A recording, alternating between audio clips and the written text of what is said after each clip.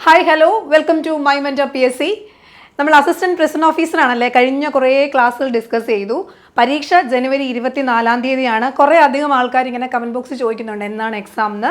നമ്മുടെ എക്സാം ജനുവരി 24-ാം തീയതിയാണ്. അപ്പോൾ ഇനിയും അധികം സമയമില്ല. സ്പെഷ്യൽ ടോപ്പിക്സ് ആണ് നമ്മൾ പഠിച്ചുകൊണ്ടിരിക്കുന്നത്.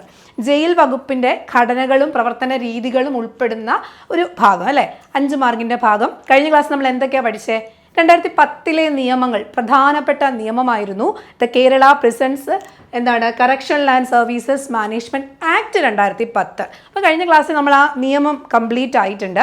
ഇനി നമുക്ക് പഠിക്കാനുള്ളത് 2014 അതിൻ്റെ ഭാഗമായിട്ട് കുറച്ച് ചട്ടങ്ങൾ നിലവിൽ വന്നു, റൂൾസ് നിലവിൽ വന്നു. ഇന്നത്തെ ക്ലാസ്സിൽ നമ്മൾ ആ റൂൾസിനെ കുറിച്ചാണ് പഠിക്കുന്നത്. The Kerala prisons correctional services management rules ആണ്. വർഷം എത്രയാണ്? 2014. അപ്പം അതുമായി ബന്ധപ്പെടുന്ന പ്രധാനപ്പെട്ട കുറച്ച് കാര്യങ്ങൾ നമ്മൾ അസിസ്റ്റന്റ് പ്രിസൺ ഓഫീസർ പരീക്ഷയ്ക്കാണ് പോകുന്നത്. അപ്പം നിങ്ങൾ ആ ഒരു നിയമവുമായി ബന്ധപ്പെടുന്ന എന്തൊക്കെ റൂൾസുകൾ ഫോളോ ചെയ്യണം എന്നുള്ളതാണ് നമ്മൾ ആദ്യം നോക്കുന്നത്. നമ്മൾ എക്സാം പോയിന്റ് ഓഫ് വ്യൂവിൽ പ്രധാനപ്പെട്ട കാര്യങ്ങൾ മാത്രമേ പറയുന്നുള്ളൂ. ഏകദേശം 57ഓളം വരുന്ന അധ്യായങ്ങളുള്ളൊരു വലിയ ചട്ടങ്ങളാണ് കേട്ടോ. അപ്പോൾ ഇതാണ് 2014 കേരള പ്രിസണുകളും സംശുദ്ധീകരണ സന്മാർഗീകരണ സേവനങ്ങളും നിർവഹണം ചട്ടങ്ങൾ എന്ന് പറയുന്നത് 2014 ചട്ടങ്ങൾ എന്ന് നിലവിൽ വരുന്നു? 2014 നിലവിൽ വരുന്നു. കഴിഞ്ഞ ക്ലാസ്സിൽ നമ്മൾ 2010 നിയമം പഠിച്ചപ്പോൾ പറഞ്ഞതാണ്, നമ്മൾ എല്ലാ സെക്ഷനുകളും പഠിച്ചപ്പോൾ 99-ാം വകുപ്പ് നമ്മൾ പറഞ്ഞിട്ടുണ്ട്. ചട്ടങ്ങൾ ഉണ്ടാക്കാൻ സർക്കാരിനുള്ള അധികാരത്തെക്കുറിച്ച് പറയുന്നത് 99-ാം ആക്ടിലാണ് അല്ലെങ്കിൽ വകുപ്പിലാണ്. അങ്ങനെ അത് പ്രകാരമാണ് ഇത്തരത്തിൽ എന്ത് ചെയ്തിട്ടുള്ളത്? 2014 ചട്ടങ്ങൾ രൂപീകരിച്ചിട്ടുള്ളത്. അതൊന്ന് ഓർത്ത് വെച്ചിരിക്കുക. 2010 99-ാം വകുപ്പ് പ്രകാരമാണ് എന്ത് നിലവിൽ വരുന്നത്? ഈ പറയുന്ന 2014 ചട്ടങ്ങൾ നിലവിൽ വരുന്നത്. ക്ലിയർ ആണല്ലോ? ചട്ടങ്ങൾ എന്ന് പറയുമ്പോൾ ഏകദേശം 57ഓളം വരുന്ന അധ്യായങ്ങളുണ്ട്. നമ്മൾ അത്രയും അധ്യായങ്ങളൊന്നും പഠിക്കുന്നില്ല. നമ്മുടെ എക്സാമിന് അറിയേണ്ട കാര്യങ്ങളാണ് നമ്മൾ ഫോക്കസ് ചെയ്യുന്നത്. നമ്മൾ ഏത് പരീക്ഷയ്ക്കാണ് പഠിക്കുന്നത്?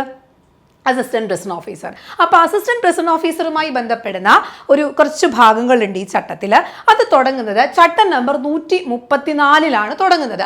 അധ്യായം 13-ാമത്തെ അധ്യായത്തിൽ. അപ്പോൾ 13-ാമത്തെ അധ്യായത്തിലാണ് ഈ ചട്ടങ്ങളിൽ എന്തിനെക്കുറിച്ച് പ്രതിപാദിക്കുന്നത്? അസിസ്റ്റന്റ് പ്രിസൺ ഓഫീസർ, നിങ്ങൾ പരീക്ഷ എഴുതാൻ പോകുന്ന, പരീക്ഷ എഴുതുന്ന ജോലി കിട്ടിക്കഴിഞ്ഞാൽ നിങ്ങൾക്ക് ആ കുറേ ചട്ടങ്ങൾ ഫോളോ ചെയ്യാനുണ്ട്, റൂൾസ് ഉണ്ട്. അതിനെക്കുറിച്ച് പറയുന്നത് അധ്യായം എവിടെയാണ്? 13-ലാണ്. അപ്പം ചട്ടം നമ്പറാണ് ഈ ഒരു നമ്പർ എന്ന് പറയുന്നത്. ഈ നമ്പർ ചട്ടം നമ്പർ എന്നാണ് പറയുന്നത്. മറ്റത് നമ്മൾ എന്താണ് അതിൽ വരുന്നത്?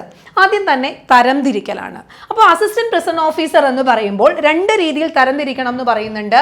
പുരുഷ അസിസ്റ്റന്റ് പ്രിസൺ ഓഫീസർ എന്നും അതുപോലെ തന്നെ സ്ത്രീ അസിസ്റ്റന്റ് പ്രിസൺ ഓഫീസർ എന്നും 2 വിഭാഗങ്ങളാവണമെന്ന് 134-ാമത്തെ ചട്ടത്തിൽ പറയുന്നു. വളരെ സിമ്പിൾ അല്ലേ? സ്ത്രീ എന്നും പുരുഷൻ. നമ്മൾ ഫീമെയിലും മെയിലും എക്സാം 2ആയിട്ടാണ് വരുന്നത്.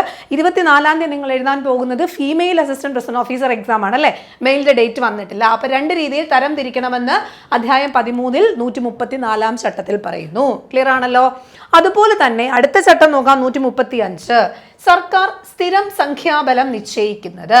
സ്ഥിരം എത്ര അസിസ്റ്റന്റ് പ്രിസൺ ഓഫീസർമാരുണ്ട് എന്നുള്ള സംഖ്യാബലം നിശ്ചയിക്കാനുള്ള സർക്കാരിൻ്റെ കാര്യങ്ങളെക്കുറിച്ചാണ് പറയുന്നത്. അപ്പം സാധാരണ ആവശ്യങ്ങൾക്കനുസൃതമായി ആരാണ്?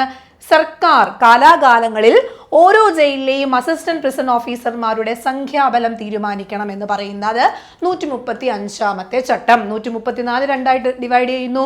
135 സ്ഥിരമായിട്ട് നമുക്ക് കാലാകാലങ്ങളിൽ ആവശ്യമനുസരിച്ച് സ്ഥിരമായി അംഗബലം തീരുമാനിക്കാനുള്ള അധികാരമാർക്കാണ്? സർക്കാരിനാണ്. ക്ലിയർ ആണല്ലോ? നിങ്ങൾക്ക് ഇത് എളുപ്പം പഠിച്ചു പോകാവുന്ന കാര്യങ്ങളാണ്. നമ്മളൊന്ന് റിലേറ്റ് ചെയ്ത് പഠിക്കുക. ഇതൊക്കെ നമുക്ക് ഓർത്തിരിക്കുന്ന കാര്യങ്ങളാണ്. അടുത്ത നമ്മൾ 136. താൽക്കാലിക കൂട്ടിച്ചേർക്കലുകൾ ഉണ്ടെങ്കിൽ അത്തരം അനുമതി നൽകാനുള്ള അധികാരം, താൽക്കാലികമായിട്ട് ആളുകളെ ആവശ്യമുണ്ടെങ്കിൽ അത്തരത്തിലുള്ള കൂട്ടിച്ചേർക്കലുകൾക്കുള്ള അധികാരം 136-ാമത്തെ ചട്ടത്തിൽ പറയുന്നു. അപ്പം സ്ഥിരമായിട്ട് എന്തുണ്ടാവും? അസിസ്റ്റന്റ് പ്രിസൺ ഓഫീസർമാരുണ്ടാകും. അവർക്ക് പുറമേ ചട്ടങ്ങൾ വ്യവസ്ഥ ചെയ്തിട്ടുള്ളതും അത്യാവശ്യ ഘട്ടങ്ങളിൽ സർക്കാരിൻ്റെ മുൻകൂർ അനുമതിയോടെ താൽക്കാലിക അസിസ്റ്റന്റ് പ്രിസൺ ഓഫീസർമാരെ നിയമിക്കുന്നതിന് ആർക്ക്? ഡയറക്ടർ ജനറലിന് അനുമതി നൽകാവുന്നതാണ്. അപ്പം സർക്കാരിൻ്റെ മുൻകൂർ അനുമതിയോടുകൂടി അസിസ്റ്റന്റ് പ്രിസൺ ഓഫീസർമാർ താൽക്കാലികമായിട്ട് മറ്റ് അത്യാവശ്യ ഘട്ടങ്ങളുള്ളപ്പോൾ നിയമിക്കാൻ ആർക്ക് അനുമതി നൽകാൻ കഴിയും? ഡയറക്ടർ ജനറലിന് അനുമതി നൽകാൻ കഴിയും. എങ്ങനെയാണ്? സർക്കാരിൻ്റെ മുൻകൂർ എന്ത് ചെയ്യണം? മുൻകൂറായിട്ട് അവരുടെ ഒരു ഉറപ്പ് വാങ്ങിയിട്ട് വേണം അല്ലേ? അപ്പോൾ അവരുടെ നിർദ്ദേശത്തോടു കൂടിയാണ് ഇദ്ദേഹത്തിന് എന്ത് ചെയ്യാൻ പറ്റുന്നത്? അനുമതി നൽകാൻ പറ്റുന്നത്. മുൻകൂർ അനുമതിയോടുകൂടി ഇദ്ദേഹത്തിന് എന്ത് ചെയ്യാം? ഡയറക്ടർ ജനറലിന് അനുമതി നൽകാം. എന്തിന്? നമ്മുടെ താൽക്കാലികമായിട്ടുള്ള കൂട്ടിച്ചേർക്കൽ. ഏതാണ് ചട്ടം നമ്പർ? ചട്ടം നമ്പർ 136 ചട്ടമാണ്. ഓക്കെ ആണല്ലോ. ഇനി 137 പറയുന്നത് നമ്മുടെ ഡയറക്ടർ ജനറൽ ആണല്ലോ താൽക്കാലികമായിട്ട് അനുമതി കൊടുക്കുന്നത്, താൽക്കാലിക ജീവനക്കാർക്ക് അനുമതി കൊടുക്കുന്നത്. അത്തരത്തിലുള്ളതിന് അനുമതി നൽകുന്നതിന് ഡയറക്ടർ ജനറൽ എങ്ങനെയാണ് എന്നുള്ളതാണ്. ഡയറക്ടർ ജനറൽ താൽക്കാലിക ജീവനക്കാർക്ക് അനുമതി നൽകുന്നതുമായി ബന്ധപ്പെടുന്ന കാര്യങ്ങൾ 137 ചട്ടത്തിലാണ് പറയുന്നത്. അപ്പം എങ്ങനെയൊക്കെയുള്ള അവസരങ്ങളിലാണ് അല്ലെങ്കിൽ ഏതൊക്കെ കാര്യങ്ങളിലാണ് ഇങ്ങനെ താൽക്കാലികമായിട്ടുള്ള ആളുകളെ അനുമതി നൽകുന്നതെന്ന് ചോദിച്ചാൽ, ഒന്ന്, വധശിക്ഷയ്ക്ക് വിധിക്കപ്പെട്ട ഒരു തടവുകാരൻ്റെ പാറാവിന്. അപ്പം ഏതെങ്കിലും ഒരു വ്യക്തി വധശിക്ഷയ്ക്ക് വിധിക്കപ്പെട്ടിട്ടുണ്ടെങ്കിൽ അതിൻ്റെ പാറാവിന് 3 പ്രിസൺ ഓഫീസർ, അസിസ്റ്റന്റ് പ്രിസൺ ഓഫീസർമാരും ഒരു ഡെപ്യൂട്ടി പ്രിസൺ ഓഫീസറും എന്ന നിലയിൽ. അപ്പോൾ എന്താണ്? വധശിക്ഷയ്ക്ക് വിധിച്ചിട്ടുള്ളവരാണെങ്കിൽ 3 അസിസ്റ്റന്റ് പ്രിസൺമാരും അതുപോലെ തന്നെ ഒരു ഡെപ്യൂട്ടി പ്രിസൺ ഓഫീസർ എന്ന നിലയിലും, ഇനി ഒന്നിൽ കൂടുതൽ ആൾക്കാരുണ്ടെങ്കിൽ ഈ പറയുന്ന എല്ലാവർക്കും കൂടി ചേർന്നുകൊണ്ട് എന്താണ്? ഒരു ഡെപ്യൂട്ടി പ്രിസൺ ഓഫീസർ എന്ന് അധികമായും എന്ത് ചെയ്യാൻ കഴിയും? താൽക്കാലിക അനുമതി നൽകാൻ കഴിയും. ക്ലിയർ ആണല്ലോ? അപ്പം വധശിക്ഷയ്ക്ക് വിധിക്കപ്പെട്ട ഒരാളുണ്ടെങ്കിൽ 3 അസിസ്റ്റന്റ് പ്രിസൺ ഓഫീസർമാർ, അതിന് മേൽനോട്ടം വഹിക്കുന്ന ഒരു എന്താണ്? ഡെപ്യൂട്ടി പ്രിസൺ ഓഫീസർ ഉണ്ടാകും. ഇനി ഒന്നിൽ കൂടുതൽ ആൾക്കാർ അവിടെ വധശിക്ഷ കിടക്കുന്നുണ്ടെങ്കിൽ എന്ത് ചെയ്യാൻ പറ്റും? അതിന് ഈ പറയുന്ന ആളുകൾക്കെല്ലാം കൂടി എന്താണ്? ഒരു ഡെപ്യൂട്ടി പ്രിസൺ ഓഫീസർ അധികമായും എന്ത് ചെയ്യണം? ഈ പറയുന്ന താൽക്കാലിക ജീവനക്കാർക്ക് അനുമതി നൽകണം. ഇനി അതുമല്ലെങ്കിൽ മാനസികമായിട്ട് ഏതെങ്കിലും രോഗമുള്ളതും നിയന്ത്രിക്കാൻ ബുദ്ധിമുട്ടുള്ളതുമായവരുടെ പാറാവ്. അപ്പം പ്രത്യേകമായിട്ട് കൺസിഡർ ചെയ്യേണ്ട ആൾക്കാരൊക്കെ, മാനസികമായിട്ട് എന്തെങ്കിലും വൈകല്യങ്ങളോ ബുദ്ധിമുട്ടുകളോ ഉള്ള ആൾക്കാരുണ്ട്, അല്ലെങ്കിൽ പ്രത്യേകമായിട്ട് നിരീക്ഷിക്കേണ്ട ആൾക്കാരുണ്ടെങ്കിൽ അത്തരം സമയങ്ങളിൽ അവരെ സൂക്ഷിക്കേണ്ടി വരുന്ന സിവിൽ, ക്രിമിനൽ അല്ലെങ്കിൽ മറ്റാളുകൾ എന്നിവർക്ക് വേണ്ടി ഓരോ അസിസ്റ്റന്റ് പ്രിസൺ ഓഫീസർ അധികമായും. അപ്പം മാനസികമായിട്ടൊക്കെ ബുദ്ധിമുട്ടുന്ന ആൾക്കാർ, പ്രത്യേക നിരീക്ഷണമൊക്കെ ആൾക്കാർ ആവശ്യമുണ്ടെങ്കിൽ അത്തരമുള്ള ആളുകൾക്കായിട്ട് ഓരോ അസിസ്റ്റന്റ് പ്രിസൺ ഓഫീസർമാർ എന്നത് അധികമായിട്ട് എന്ത് ചെയ്യാൻ പറ്റും? അനുമതി നൽകാൻ കഴിയും. മറ്റൊന്ന്, ജയിലിന് പുറത്ത് ഏതെങ്കിലും ആശുപത്രിയിൽ പ്രവേശിക്കുമ്പോഴോ അല്ലെങ്കിൽ തടവുകാരെ തടവുകാരെ ഒറ്റതിരിച്ച് പാർപ്പിക്കുന്ന ഷെഡുകളിലേക്ക് മാറ്റുമ്പോഴോ ഒരു തടവുകാരനോ അല്ലെങ്കിൽ തടവുകാർക്കോ 3 അസിസ്റ്റന്റ് പ്രിസൺ ഓഫീസറും ഒരു ഡെപ്യൂട്ടി പ്രിസൺ ഓഫീസർ എന്ന നിലയിൽ അധികമായും താൽക്കാലിക അധിക ജീവനക്കാരുടെ നിയമനത്തിന് അനുമതി നൽകാൻ കഴിയുന്നതാണ്. അപ്പോൾ ഏതെങ്കിലും ഒരു ആൾക്കാർ ആശുപത്രിയിൽ പ്രവേശിപ്പിച്ചിട്ടുണ്ട്, അല്ലെങ്കിൽ എന്താണ് മറ്റേതെങ്കിലും സ്ഥലത്ത് ഒറ്റതിരിഞ്ഞ് അവരെ പാർപ്പിക്കേണ്ട ആവശ്യമുണ്ടെങ്കിൽ അവിടെയും എന്താണ് 3 അസിസ്റ്റന്റ് പ്രിസൺമാർ അതുപോലെ തന്നെ എന്താണ് എന്ന നിലയിലും അതുപോലെ തന്നെ ഒരു ഡെപ്യൂട്ടി പ്രിസൺ ഓഫീസർ എന്ന നിലയിൽ എന്ത് ചെയ്യാൻ പറ്റും? താൽക്കാലിക ജീവനക്കാർക്ക് അനുമതി നൽകാൻ ആർക്ക് കഴിയും? ഡെപ്യൂട്ടി ജനറലിന് കഴിയും. അതുമായി ബന്ധപ്പെടുന്ന ചട്ടം ഏതാണ്? 137 ചട്ടം നമ്പർ, 2014 137 ചട്ടം നമ്പറിൽ പറയുന്നു. ക്ലിയർ ആണല്ലോ? അപ്പോൾ ജസ്റ്റ് നിങ്ങൾ നോക്കിയാൽ മതി. നിങ്ങൾക്ക് ഇതിൻ്റെ PDF നമ്മുടെ മൈമെൻ്റർ PSCയുടെ ടെലഗ്രാം ചാനൽ അവൈലബിൾ ആയിരിക്കും. അപ്പോൾ നിങ്ങൾ ആ PDF ഡൗൺലോഡ് ചെയ്യുമ്പോൾ തന്നെ ഞാൻ നിങ്ങൾക്ക് വേണ്ടിയ പോയിന്റ് അല്ലെങ്കിൽ നിങ്ങൾക്ക് പ്രധാനപ്പെട്ട കാര്യങ്ങളൊക്കെ ഞാൻ ഹൈലൈറ്റ് ചെയ്ത് റെഡിങ് കൊണ്ട് മാർക്ക് ചെയ്തിട്ടുണ്ട്. അപ്പോൾ ആ കാര്യങ്ങളോ നിങ്ങൾ ചട്ടം വായിക്കുന്നതിൻ്റെ കൂടെ തന്നെ ഈ പറയുന്ന ആ ഒരു പ്രധാന പോയിന്റ്സും കൂടി ഒന്ന് നോക്കി പോകണം കേട്ടോ. ഓക്കെ, അപ്പം അതാണ് ചട്ടം നമ്പർ 137 എന്ന് പറയുന്നത്. 138 വരുമ്പോൾ എന്താണ്? താൽക്കാലിക നിയമനത്തിന് സൂപ്രണ്ട് അനുമതി നൽകുന്നത്. നമ്മൾ തൊട്ട് മുന്നേ പറഞ്ഞ എന്താ? ഡയറക്ടർ ജനറൽ അനുമതി നൽകുന്ന കാര്യം പറഞ്ഞു. 137 ചട്ടം. 138 വരുമ്പോൾ താൽക്കാലിക നിയമനത്തിന് ആര് അനുമതി കൊടുക്കുന്നത്? സൂപ്രണ്ട് അനുമതി നൽകുന്നത് എവിടെയൊക്കെയാണ്? അപ്പോൾ അനുമതിക്ക് നമുക്കൊരു ഇത്ര നിശ്ചിത എണ്ണത്തിലുള്ള അസിസ്റ്റന്റ് പ്രിസൺ ഓഫീസർമാർ എപ്പോഴും പ്രിസണുകളിൽ ഉണ്ടാവും.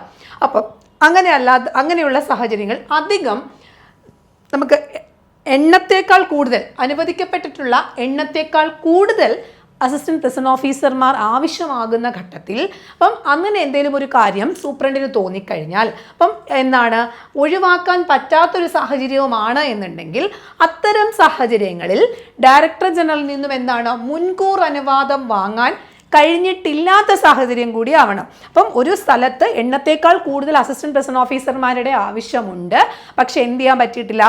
ആ ഒരു സാഹചര്യത്തിൽ, അടിയന്തര സാഹചര്യത്തിൽ ഡയറക്ടർ ജനറലിന് മുൻകൂർ അനുമതി നൽകാൻ കഴിഞ്ഞിട്ടില്ല എന്നുണ്ടെങ്കിൽ ഡയറക്ടർ ജനറലിന് ഉടനടി റെഫർ ചെയ്ത് സർക്കാർ അനുമതിയോടെ അത്യാവശ്യമുള്ള എണ്ണം സാധാരണ താൽക്കാലിക അസിസ്റ്റന്റ് പ്രിസൺ ഓഫീസർമാരെ ആർക്ക് നിയമിക്കാൻ കഴിയും? സൂപ്രണ്ടിന് നിയമിക്കാൻ കഴിയും. അപ്പം പ്രത്യേകിച്ച് പെട്ടെന്ന് അധികം നിശ്ചിത എണ്ണത്തേക്കാൾ കൂടുതൽ, ഇപ്പം നിലവിലുള്ള എണ്ണത്തേക്കാൾ കൂടുതൽ ആവശ്യമുണ്ട്, അതൊരു അത്യാവശ്യ ഘട്ടമാണെന്ന് തോന്നുന്ന സമയത്ത് ഡയറക്ടർ ജനറലിൻ്റെ അനുമതിയോടുകൂടി ഡയറക്ടർ ജനറൽ റെഫർ ചെയ്യുക, പിന്നീട് സർക്കാരിൻ്റെ അനുമതിയോടുകൂടി സൂപ്രണ്ടിന് എന്ത് ചെയ്യാൻ പറ്റും? താൽക്കാലിക അസിസ്റ്റന്റ് പ്രിസൺ ഓഫീസർമാരെ നിയമിക്കുന്നതിനുള്ള അനുമതി നൽകാം. ഓക്കെ ആണല്ലോ. അപ്പം ഇത്തരത്തിൽ സർക്കാർ അനുമതിയോടെ ഡയറക്ടർ ജനറൽ അംഗീകരണത്തിന് വിധേയമായി ഇത്തരം സാഹചര്യങ്ങളിൽ സർക്കാർ കാലാകാലങ്ങളിൽ നിശ്ചയിച്ചിട്ടുള്ള പ്രകാരം ദിവസവേതന അടിസ്ഥാനത്തിൽ പുരുഷ വനിതാ അസിസ്റ്റന്റ് ഓഫീസർമാരെ സൂപ്രണ്ടിന് നിയമിക്കാവുന്നതാണ്. അപ്പം കാലാകാലങ്ങളിൽ ഇത്തരം എന്താ പറയുക, നമ്മുടെ ഡയറക്ടർ ജനറൽ റെഫർ ചെയ്ത് സർക്കാരിൻ്റെ അനുമതിയോടുകൂടി കാലാകാലങ്ങളിൽ ദിവസവേതന അടിസ്ഥാനത്തിൽ ആർക്ക് നിയമിക്കാൻ കഴിയും? സൂപ്രണ്ടിനെ നിയമിക്കാൻ കഴിയും എന്നുകൂടി ഈ പറയുന്ന 138ാമത്തെ ചട്ടത്തിൽ പറയുന്നുണ്ട്. അപ്പം 138ാമത്തെ ചട്ടം എന്താ പറയുന്നത്? നമ്മുടെ സൂപ്രണ്ടിന് എന്താണ് താൽക്കാലിക നിയമനത്തിന് അനുമതി നൽകാൻ കഴിയുന്ന ചട്ടമാണ് ചട്ടം 138 എന്ന് പറയുന്നത്. ഓക്കെ ആണല്ലോ. അപ്പോൾ അത് 138ാമത്തെ ചട്ടമാണ്. ഇനി നമുക്ക് 139ാമത്തെ ചട്ടം നോക്കാം. 139ാമത്തെ ചട്ടം എന്ന് പറയുന്നത് എന്താണ്?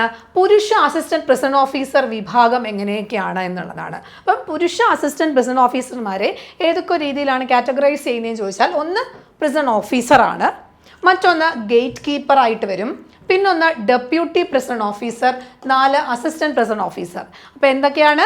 Prison officer, gate keeper, deputy prison officer, assistant prison officer. ഇങ്ങനെ 4 രീതിയിൽ എന്ത് ചെയ്യും? ഓഫീസർ വിഭാഗത്തിൽ ഇങ്ങനെ എന്ത് ചെയ്യുന്നു? ഉൾപ്പെടുത്തിക്കൊണ്ട് പോകും. പുരുഷ അസിസ്റ്റന്റ് പ്രിസൺ ഓഫീസർമാരെ ഈ പറയുന്ന 4 വിഭാഗങ്ങളായിട്ട് ഉൾപ്പെടുത്തിക്കൊണ്ടാണ് പോകുന്നത്.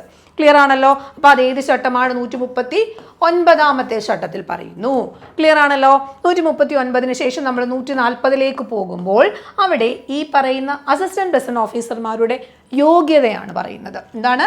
യോഗ്യതയാണ് പറയുന്നത് 140-നകത്ത്. എന്താ യോഗ്യത എന്ന് പറയുന്നത്? എല്ലാ വിഭാഗം കാര്യനിർവഹണ ഉദ്യോഗസ്ഥരുടെയും ശാരീരിക വിദ്യാഭ്യാസ യോഗ്യത പോലീസ് വകുപ്പിലെ സമാനമായ റാങ്കിങ് ഉള്ളവരുടേതുമായ തുല്യമായിരിക്കും. അപ്പം പോലീസ് വകുപ്പിലെ എന്താണ്, നമ്മളിപ്പം നിങ്ങൾ അസിസ്റ്റന്റ് പ്രിസൺ ഓഫീസർ എഴുതാൻ പോവുകയാണ്, നിങ്ങൾക്ക് എന്താണ് നമ്മുടെ ഒരു വിദ്യാഭ്യാസ യോഗ്യതയുണ്ട്, നിലവിൽ 10ാം ക്ലാസ് യോഗ്യത അനുസരിച്ചാണ് നമ്മൾ പരീക്ഷ എഴുതുന്നത്, ഇനി അതിന് മാറ്റം വരുമോ എന്നൊക്കെ പറയുന്നത്. അപ്പോൾ അത്തരത്തിലുള്ള യോഗ്യതകളെ കുറിച്ച് പറയുന്ന സെക്ഷൻ ഏതാണ്?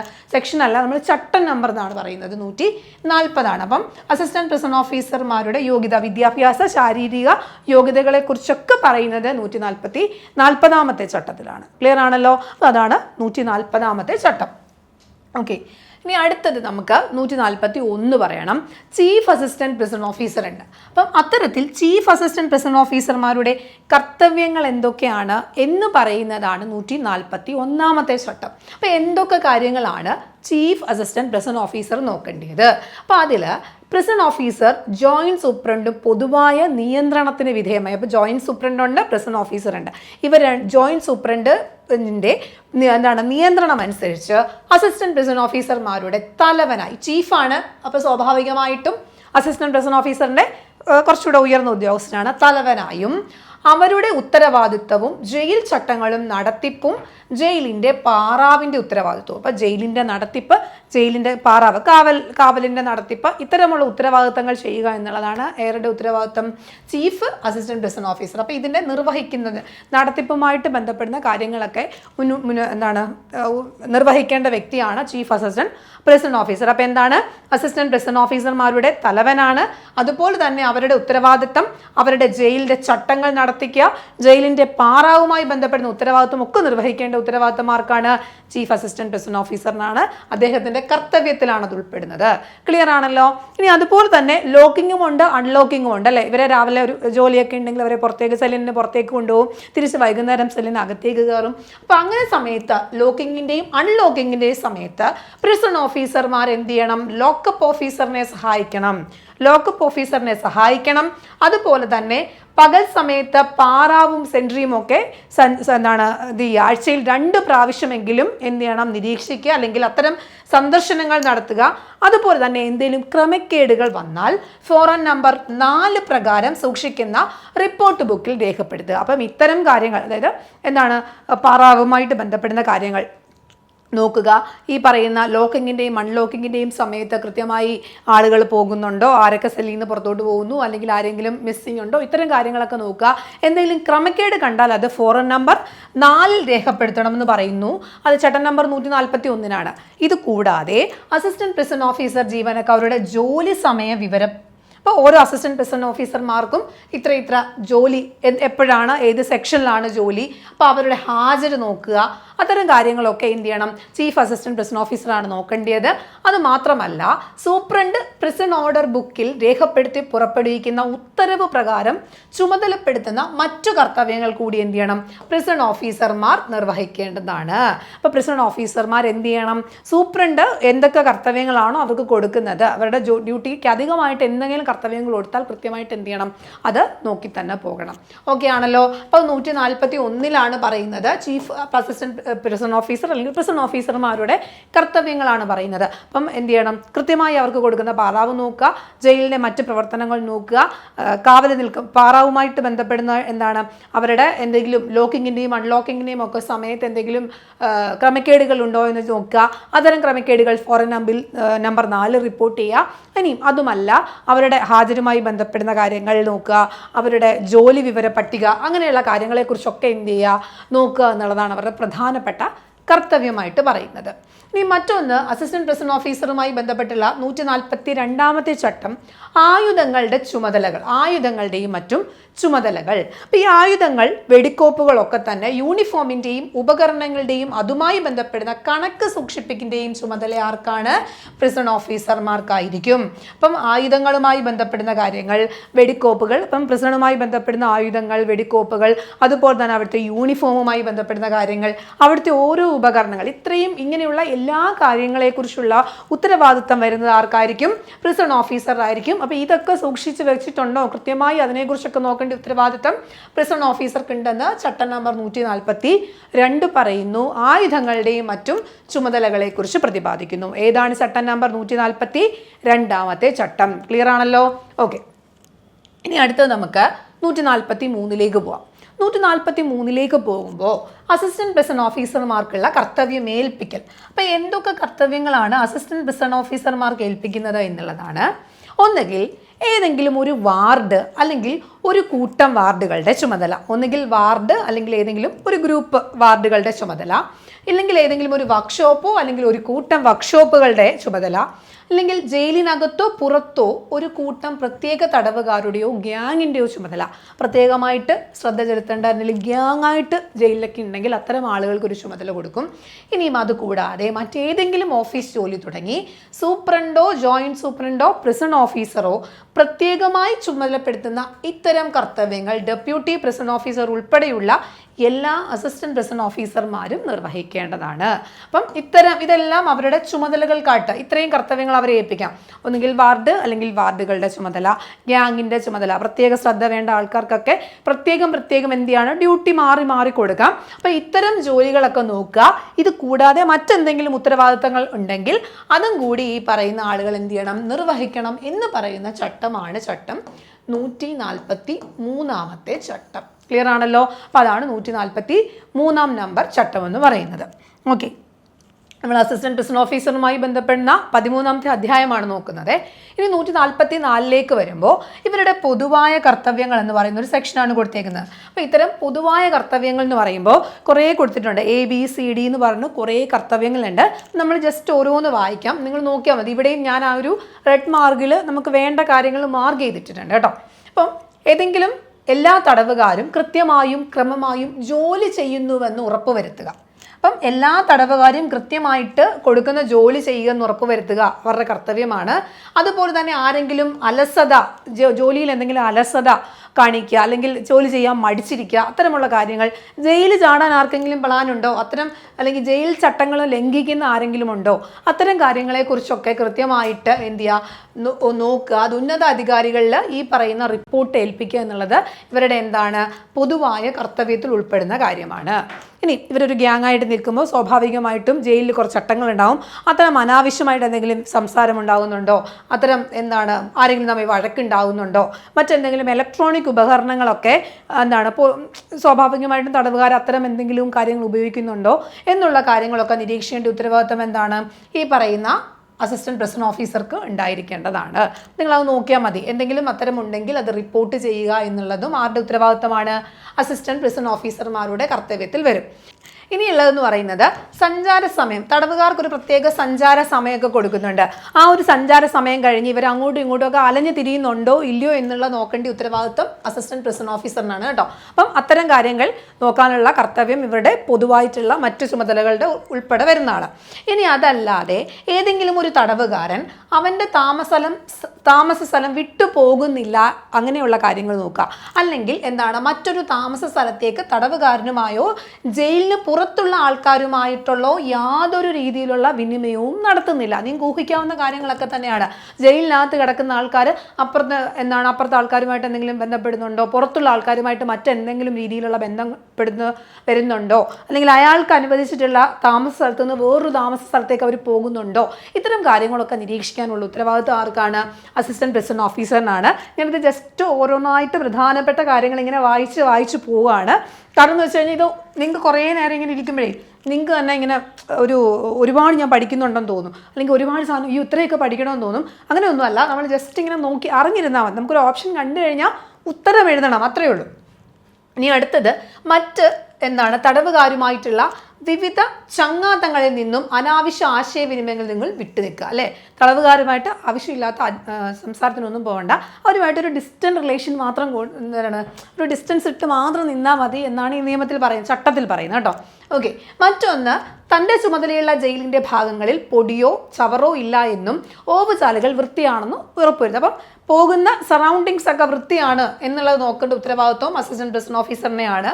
മറ്റൊന്ന്, അല്ലാതെ തൻ്റെ ചുമതലയുള്ള അല്ലെങ്കിൽ ഗ്യാങ്ങിലുള്ള തടവുകാരുടെ ശരീരവും വസ്ത്രവും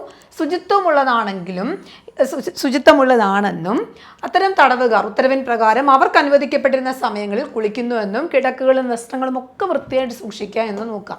നമുക്ക് ഊഹിക്കാവുന്ന കാര്യമല്ലേ, ജയിലിൽ ഒരുപാട് പേര് പ്രിസണിലുണ്ടാവും. അപ്പം അത്തരം കാര്യങ്ങൾ കൃത്യമായിട്ട് കുളിക്കുന്നുണ്ടോ, അവരുടെ വ്യക്തി ശുചിത്വം അവർ കൃത്യമായി പാലിക്കുന്നുണ്ടോ എന്ന് നോക്കാനുള്ള ഉത്തരവാദിത്വം ആർക്കുണ്ട്? Assistant prison ഓഫീസറിനുണ്ട്. ഇനി ഏതെങ്കിലും ഒരു രോഗലക്ഷണങ്ങൾ ഒരു തടവുകാരനിൽ കാണുകയാണെങ്കിൽ അത്തരം കാര്യങ്ങൾ എന്ത് ചെയ്യുക? ആ വിവരം ഉടൻ തന്നെ പ്രിസൺ ഓഫീസറിനെ അറിയിക്കുക. അസിസ്റ്റന്റ് പ്രിസൺ ഓഫീസർമാരാണ് പ്രത്യേകിച്ച് നോക്കുക. ഏതെങ്കിലും തടവുകാരന് ഏതെങ്കിലും ഒരു രോഗലക്ഷണം കണ്ടു, അത്തരം റിപ്പോർട്ട് അങ്ങനെ ഒരു കാര്യം അറിഞ്ഞു കഴിഞ്ഞാലോ അല്ലെങ്കിൽ അങ്ങനെ തോന്നിക്കഴിഞ്ഞാലോ എന്ത് ചെയ്യുക? അസിസ്റ്റന്റ് പ്രിസൺ ഓഫീസർ സ്വാഭാവികമായിട്ട് തൊട്ടുമുകളിലുള്ള പ്രിസൺ ഓഫീസറിനെ എന്ത് ചെയ്യണം? ഈ പറയുന്ന വിവരം അറിയിക്കുക എന്നുള്ളത് അസിസ്റ്റന്റ് പ്രിസൺ ഓഫീസറിൻ്റെ പൊതുവായ കർത്തവ്യത്തിനകത്ത് ഉൾപ്പെടുന്നതാണ്. ഇനി മറ്റൊരു കാര്യം എന്ന് പറഞ്ഞാൽ ഈ ശൗചാലയവുമായിട്ടൊക്കെ ബന്ധപ്പെട്ട് ഈ പറയുന്ന സ്ഥലങ്ങളൊക്കെ തന്നെ അത്യാവശ്യ ഘട്ടങ്ങളിൽ ഒഴികെ ഏതെങ്കിലും ഒരു പ്രത്യേക ചുമതലകൾ ഏൽപ്പിച്ചിട്ടുള്ള ഒരാൾ, ഇപ്പോൾ ഒരു വ്യക്തിക്ക് പറയുകയാണ് ഒന്ന് വാഷ്റൂമിൽ പോകണം എന്ന് പറയാം. അപ്പോൾ അത്തരം സാഹചര്യങ്ങളൊക്കെ അല്ലാതെ തൻ്റെ മറ്റ് അത്യാവശ്യ ഘട്ടങ്ങളിൽ ഒഴികെ അയാളുടെ പ്രത്യേക ചുമതലയിൽ ഏൽപ്പിച്ചിട്ടുള്ള തടവുകാർ ഗ്യാങ്ങിൽ നിന്നും കൂട്ടം തെറ്റിപ്പോകുന്നില്ല എന്ന് ഉറപ്പുവരുത്തുക. അപ്പം ഒരു വ്യക്തിയാണ് അല്ലെങ്കിൽ ഒരു ഗ്യാങ്ങിനെ തന്നിട്ടുണ്ട്, ഒരു 5 തടവുകാരെ തന്നിട്ടുണ്ടെങ്കിൽ ഈ തടവുകാർ അവർക്ക് വേണ്ട അത്യാവശ്യ പേഴ്സണലായിട്ടുള്ള നീഡ്സിനപ്പുറത്തേക്ക് കൂട്ടം തെറ്റി പോകുന്നില്ല എന്നുള്ള കാര്യങ്ങൾ ഉറപ്പുവരുത്തുക എന്നുള്ള ഉത്തരവാദിത്തം ആർക്കുണ്ട്? Assistant prison ഓഫീസറിനുണ്ട്. അപ്പോൾ അത്തരം ജോലികൾ എന്ത് ചെയ്യുന്നു? അവർ നോക്കണം. അതുപോലെ തന്നെ ഇയാളുടെ കൺവെട്ടത്ത് നിന്നൊന്നും ഇവർ പോകുന്നില്ല, ജയിൽ തടവ് ചാടാനൊന്നും സാധ്യതയില്ല എന്നൊക്കെയുള്ള കാര്യങ്ങൾ എന്ത് ചെയ്യുക? ഉറപ്പുവരുത്തേണ്ട ഉത്തരവാദിത്തം അസിസ്റ്റന്റ് പ്രിസൺ ഓഫീസറിനുണ്ട്. ഇനി സർക്കാർ സ്വത്തുക്കൾ അല്ലെങ്കിൽ തൊഴിലുപകരണങ്ങൾ അല്ലെങ്കിൽ വസ്ത്രങ്ങൾക്ക് ബോധപൂർവമായ കേടുപാടുകൾ വരുത്തുവാണെങ്കിൽ അത് റിപ്പോർട്ട് ചെയ്യുക. തടവുകാർക്ക് അവിടുത്തെ എന്തെങ്കിലും സാധനങ്ങൾക്ക് കേടുപാട് സംഭവിപ്പിക്കുക, വസ്ത്രങ്ങളെ കേടുപാട് സംഘടിപ്പിക്കുക, അത്തരം സാഹചര്യങ്ങൾ ഉണ്ടായിട്ടുണ്ടെങ്കിൽ അത് എന്ത് ചെയ്യണം? റിപ്പോർട്ട് ചെയ്യുക എന്നുള്ളത് അസിസ്റ്റന്റ് പ്രിസൺ ഓഫീസർമാരുടെ ചുമതലകളിൽ വരുന്നതാണ്. ക്ലിയർ ആണല്ലോ? ഓക്കെ. അതുപോലെ തന്നെ രാവിലെയും വൈകുന്നേരവും ഒക്കെ തന്നെ ജോയിന്റ് സൂപ്രണ്ടോ അല്ലെങ്കിൽ ഡെപ്യൂട്ടി സൂപ്രണ്ടോ നടത്തുന്ന ലോക്ക് അൺലോക്കിങ്ങിന് തടവുകാരെ ഒരുക്കുക. അപ്പോൾ അത്രയും തടവുകാരെ ഒതുക്കുക എന്നല്ല, ഒരുക്കുക. ഹാജരല്ലാത്ത ഏതെങ്കിലും തടവുകാരനുണ്ടെങ്കിൽ അത്തരം കാര്യങ്ങൾ റിപ്പോർട്ട് ചെയ്യുക. നമ്മൾ മുമ്പേ പറഞ്ഞല്ലേ, അൺലോക്കിങ്ങിൻ്റെ സമയത്തൊക്കെ കൃത്യമായിട്ട് അറ്റൻഡൻസ് എടുക്കുക. ഏതെങ്കിലും തടവുകാർ ഹാജരായിട്ടില്ലെങ്കിൽ അത് റിപ്പോർട്ട് ചെയ്യുക. അത്തരത്തിൽ ഓരോ തടവുകാരനും കൃത്യമായ സ്ഥലത്ത് കൃത്യമായ ക്രമത്തിൽ വന്നിട്ടുണ്ടെന്ന് ഭക്ഷണ വിതരണം സമയങ്ങളിൽ നന്നായി സമയാസമയങ്ങളിൽ നന്നായി ഭക്ഷണ വിതരണ സമയങ്ങളിലൊക്കെ തന്നെ വേറെ പ്രശ്നങ്ങളൊന്നുമില്ല. ഞാൻ പെട്ടെന്ന് ആലോചിച്ചാണ്, ഭക്ഷണ വിതരണ സമയങ്ങളിലൊക്കെ എന്താണ് അവർ തമ്മിൽ വേറെ വഴക്കുകളൊന്നുമില്ല. ആ സമയത്തൊക്കെ കൃത്യമായിട്ട് ക്രമം പാലിച്ച് അവരുടെ കാര്യങ്ങൾ നോക്കുന്നുണ്ട് എന്നുള്ള കാര്യങ്ങൾ എന്ത് ചെയ്യുക, ഈ പറയുന്ന പ്രിസൺ ഓഫീസർമാരൊന്ന് നോക്കുക. അല്ലെങ്കിൽ അതിനുള്ള ഉത്തരവാദിത്തം ആർക്കുണ്ട്? ആ ചുമതലയും ഇവരുടെ അസിസ്റ്റന്റ് പ്രിസൺ ഓഫീസർമാരാണ്. മറ്റൊന്ന്, വാർഡുകൾ പരിശോധിക്കുക, സെല്ലുകൾ, തടവുകാർ ഉപയോഗിക്കുന്ന കിടക്കവിരി, വസ്ത്രം എന്നിവ എന്ത് ചെയ്യുക, പരിശോധിക്കുക. അവിടെ എന്തെങ്കിലും നിരോധിത വസ്തുക്കൾ വല്ലതും ഉണ്ടെങ്കിൽ അതെന്ത് ചെയ്യുക, റിപ്പോർട്ട് ചെയ്യുക. അപ്പോൾ റിപ്പോർട്ട് ചെയ്യുക എന്നുള്ളത് അസിസ്റ്റന്റ് പ്രിസൺ ഓഫീസറിൻ്റെ ഉത്തരവാദിത്തമാണ്. ഇനി അതുമല്ല, ഇനി പാചകക്കാരൻ കൃത്യമായ സമയങ്ങളിൽ അവർക്ക് ഭക്ഷണം നൽകുന്നുണ്ടോ, ശരിയായ അളവിൽ, അല്ലെങ്കിൽ ഓരോ തടവുകാരനും ഇത്രയെന്ന് പറയുന്നുണ്ട്, അതേ അളവിൽ തന്നെ ആഹാരം വിതരണം ചെയ്യുന്നുണ്ടോ എന്നും, അതുപോലെ തന്നെ ഇത്തരം ഭക്ഷണ പദാർത്ഥങ്ങൾ തടവുകാർ ഒളിച്ചു വെക്കുന്നില്ല എന്നും, പാചകക്കാർ അവരുടെ ജോലി കൃത്യമായിട്ട് ചെയ്യുന്നുണ്ട്, അല്ലെങ്കിൽ അന്ന് എന്തെങ്കിലും അലംഭാവം ഉണ്ടെങ്കിൽ അത്തരം കാര്യങ്ങൾ എന്ത് ചെയ്യണം, റിപ്പോർട്ട് ചെയ്യാനുള്ള ചുമതല അസിസ്റ്റന്റ് പ്രിസൺ ഓഫീസറിനാണ്. ക്ലിയർ ആണല്ലോ? അപ്പോൾ ഈ ജോലിയൊക്കെ അസിസ്റ്റന്റ് പ്രിസൺ ഓഫീസറിൻ്റെയാണ്. അപ്പോൾ ഇത്രയും കാര്യങ്ങൾ നമ്മളിപ്പോൾ എത്ര വരെ പഠിച്ചു? എ മുതൽ എം വരെ പഠിച്ചു, ABCD അങ്ങനെ എം വരെ പഠിച്ചു. ഇത് ജസ്റ്റ് നിങ്ങൾക്ക് വായിച്ചാൽ തന്നെ കിട്ടുന്ന കാര്യങ്ങളാണ്. അല്ലെങ്കിൽ ഒരു തവണയൊന്ന് കേട്ടിരുന്നാൽ തന്നെ നമുക്ക് പിന്നീട് മറക്കത്തില്ല. നമുക്ക് ഊഹിക്കാം. ഒരു ജോലിക്ക് പോകുമ്പോൾ ആ ഒരു പ്രശ്നത്തിനകത്ത് എന്തൊക്കെ കാര്യങ്ങൾ ഉണ്ടാവും, എന്തൊക്കെ ആയിരിക്കും എന്ന് നിങ്ങൾക്ക് ഊഹിക്കാവുന്ന കാര്യങ്ങളേ ഉള്ളൂ. അപ്പോൾ ജസ്റ്റ് ഒന്ന് നിങ്ങൾ വായിച്ചു നോക്കുക. നിങ്ങളിതിൻ്റെ PDF ഡൗൺലോഡ് ചെയ്ത് കൃത്യമായിട്ട് ഇതൊന്ന് വായിച്ച് പഠിക്കുക കേട്ടോ. അപ്പോൾ നിങ്ങൾക്ക് ഒന്ന് ഓർമ്മയിൽ നിൽക്കും. ഇനി അടുത്തത് 145 നമ്പർ ചട്ടമാണ് വിടുതൽ ചെയ്യുന്ന അസിസ്റ്റന്റ് പ്രിസൺ ഓഫീസർമാരുടെ കർത്തവ്യങ്ങൾ. വിടുതൽ ചെയ്യപ്പെടുന്ന അസിസ്റ്റന്റ് പ്രിസൺ ഓഫീസർമാർ ഏതൊരു സാഹചര്യത്തിലും പകരക്കാരൻ തൻ്റെ ഡ്യൂട്ടി ഏറ്റെടുക്കുന്നത് വരെ അസിസ്റ്റന്റ് പ്രിസൺ ഓഫീസർ ഡ്യൂട്ടി വിട്ടു പോകാൻ പാടുള്ളതല്ല. അപ്പോൾ ഒരാൾക്കൊരു ജോലി കൊടുത്തു കഴിഞ്ഞാൽ പകരം ഒരാൾ വരുന്നത് വരെ അവർ ആ ജോലി തുടരണം. അതിന് മുമ്പ് എന്ത് ചെയ്യാൻ പറ്റില്ല, എൻ്റെ ഡ്യൂട്ടി സമയം കഴിഞ്ഞു എന്ന് പറഞ്ഞൊന്നും അവർക്ക് ഇട്ടിട്ട് പോകാൻ പറ്റത്തില്ല. എന്നാൽ മറ്റെന്തെങ്കിലും കാരണങ്ങൾ, എന്തെങ്കിലും പ്രശ്നങ്ങൾ, അല്ലെങ്കിൽ ഒരു വഴക്കോ അവിടെ ഇവിടെ എന്തെങ്കിലും വഴക്കുകളൊക്കെ ഉണ്ടാകുന്നുണ്ടെങ്കിൽ അത്തരം അസ്വസ്ഥതകളെ മറികടക്കുന്നതിന് പാറാവ് ഡ്യൂട്ടിയിലോ തടവുകാരുടെ സൂക്ഷിപ്പിൻ്റെ ഉത്തരവാദിത്തത്തിലോ ആയിരിക്കുമ്പോഴും എന്ത് ചെയ്യണം, അത്തരം ഭാഗത്ത് ഭംഗം വരാത്ത രീതിയിൽ, അങ്ങനെ ഒരു പ്രശ്നം ഉണ്ടാക്കാത്ത രീതിയിൽ എന്ത് ചെയ്യണം, അവിടെയൊക്കെ ഈ പറയുന്ന വ്യക്തികൾക്ക് ഇടപെടാൻ പറ്റും. ഇപ്പം കുറച്ച് പേര് തമ്മിൽ അങ്ങോട്ടും ഇങ്ങോട്ടും വഴക്കുണ്ടാവുകയാണെങ്കിൽ എനിക്കിവിടെയാണ് ഡ്യൂട്ടി എന്ന് പറഞ്ഞ് മാറിയിരിക്കാൻ പറ്റത്തില്ല. എന്ത് ചെയ്യണം, അവിടെ ഇടപെടണം. അത്തരം ചില സമയത്ത് നമുക്കത് അവരുടെ അതിൽ നിന്നും പിന്തിരിപ്പിക്കാനൊന്നും പറ്റത്തില്ല. ഓക്കെ, അപ്പം ഒരു ജയിൽ ചാട്ടം തടയാൻ ശ്രമിക്കുകയാണ്, അല്ലെങ്കിൽ തൻ്റെ ദൃഷ്ടിയിൽ പെടുന്ന ഒരു അസ്വസ്ഥത നിയന്ത്രണ വിധേയമാക്കുന്നതിന് സഹായിക്കുന്നതിലോ ഒരു അസിസ്റ്റന്റ് പ്രിസൺ ഓഫീസർ തൻ്റെ മുഴുവൻ കഴിവുകളും ഉപയോഗിക്കുന്നതിൽ പരാജയപ്പെട്ടാൽ അത്തരം സാഹചര്യങ്ങൾ നിയന്ത്രണ വിധേയമാകുന്നതിന് സഹായം നൽകുന്നതിൽ നിന്നും നിന്നത് അസാധാരണമായിരുന്നുവെന്ന് ബോധ്യപ്പെടുത്തേണ്ടതാണ്. അപ്പം ഏതെങ്കിലും ഒരു കാരണവശാൽ ഒരാൾ ജയിലിൽ ചാടാൻ നോക്കി, അപ്പം അത്തരം ഒരു സമയത്ത് നമ്മൾ ശ്രമിച്ചിട്ട് നടന്നിട്ടില്ല എന്നൊക്കെ ഉണ്ടെങ്കിൽ, അപ്പം എനിക്ക് പൂർണ്ണമായിട്ടും ആ ഒരു ജോലി തീർക്കാൻ പറ്റിയിട്ടില്ലെങ്കിൽ അത്തരം കാര്യങ്ങളുടെ വിശദമായിട്ട് എന്ത് ചെയ്യണം, എന്തുകൊണ്ട് അങ്ങനെ സംഭവിച്ചു, അതൊരു അസാധാരണ ഇതാണ്. അപ്പം അതിൻ്റെ കാര്യങ്ങളെക്കുറിച്ച് എന്ത് ചെയ്യണം, പിന്നീട് അത് വിശദീകരിക്കേണ്ടി വരും എന്നുള്ളതാണ് പറയുന്നത്. അപ്പം തൻ്റെ ഡ്യൂട്ടി ചെയ്യുക, പകരക്കാരൻ വരുന്നതിന് മുന്നേ തന്നെ ഒന്നും പോകാൻ പറ്റത്തില്ല. അപ്പം ഒരാൾ വന്ന് ആ ഡ്യൂട്ടി ഏറ്റെടുക്കുന്നത് വരെ എന്ത് ചെയ്യണം, തൻ്റെ ഡ്യൂട്ടിയിൽ തന്നെ തുടരണം എന്നുള്ളതാണ് അവിടുത്തെ ഒരു പ്രധാനപ്പെട്ടൊരു കർത്തവ്യം എന്ന് പറയുന്നത്. ഓക്കെ, നിങ്ങളതൊന്ന് നോക്കുക. ഇനി അതുപോലെ തന്നെ അസിസ്റ്റന്റ് പ്രിസൺ ഓഫീസർ ഡ്യൂട്ടിയിൽ നിന്ന് പോകുന്നതിന് മുമ്പ് വരുന്ന സമയത്ത് അയാളുടെ പിൻഗാമിയായ അസിസ്റ്റന്റ് പ്രിസൺ ഓഫീസർക്ക് എല്ലാ ചുമതലകളും മേലുദ്യോഗസ്ഥർ നൽകിയിട്ടുള്ള പ്രത്യേക ഉത്തരവുകളും വിശദീകരിക്കേണ്ടതാണ്. അപ്പം താൻ എന്തൊക്കെയാണോ ചെയ്തുകൊണ്ടിരുന്നതെന്ന് പറയണം. അപ്പം അതിൻ്റെ ഭാഗമല്ലേ അടുത്ത ആൾ വരുന്നത് ചെയ്യാൻ പറ്റത്തുള്ളൂ. അതുപോലെ തന്നെ എന്ത് ചെയ്യണം, ഈ പറയുന്ന മേലുദ്യോഗസ്ഥൻ എന്തൊക്കെ കർത്തവ്യങ്ങളാണോ ആ വ്യക്തിയുടെ അടുത്ത് പറഞ്ഞിട്ടുള്ളത് അത്തരം കാര്യങ്ങൾ എന്ത് ചെയ്യണം, ഇനി വരുന്ന ആൾക്ക് എന്ത് ചെയ്യണം, പറഞ്ഞു കൊടുത്തിട്ട് വേണം പോകാൻ. വിടുതൽ ചെയ്യപ്പെടുന്ന ഉദ്യോഗസ്ഥൻ തനിക്ക് ഏൽപ്പിച്ചു തന്നിട്ടുള്ള വസ്തുക്കൾ എന്ത് ചെയ്യണം, അസിസ്റ്റന്റ് പ്രിസൺ ഓഫീസറിന് സ്വയം ബോധ്യപ്പെടേണ്ടതാണ്.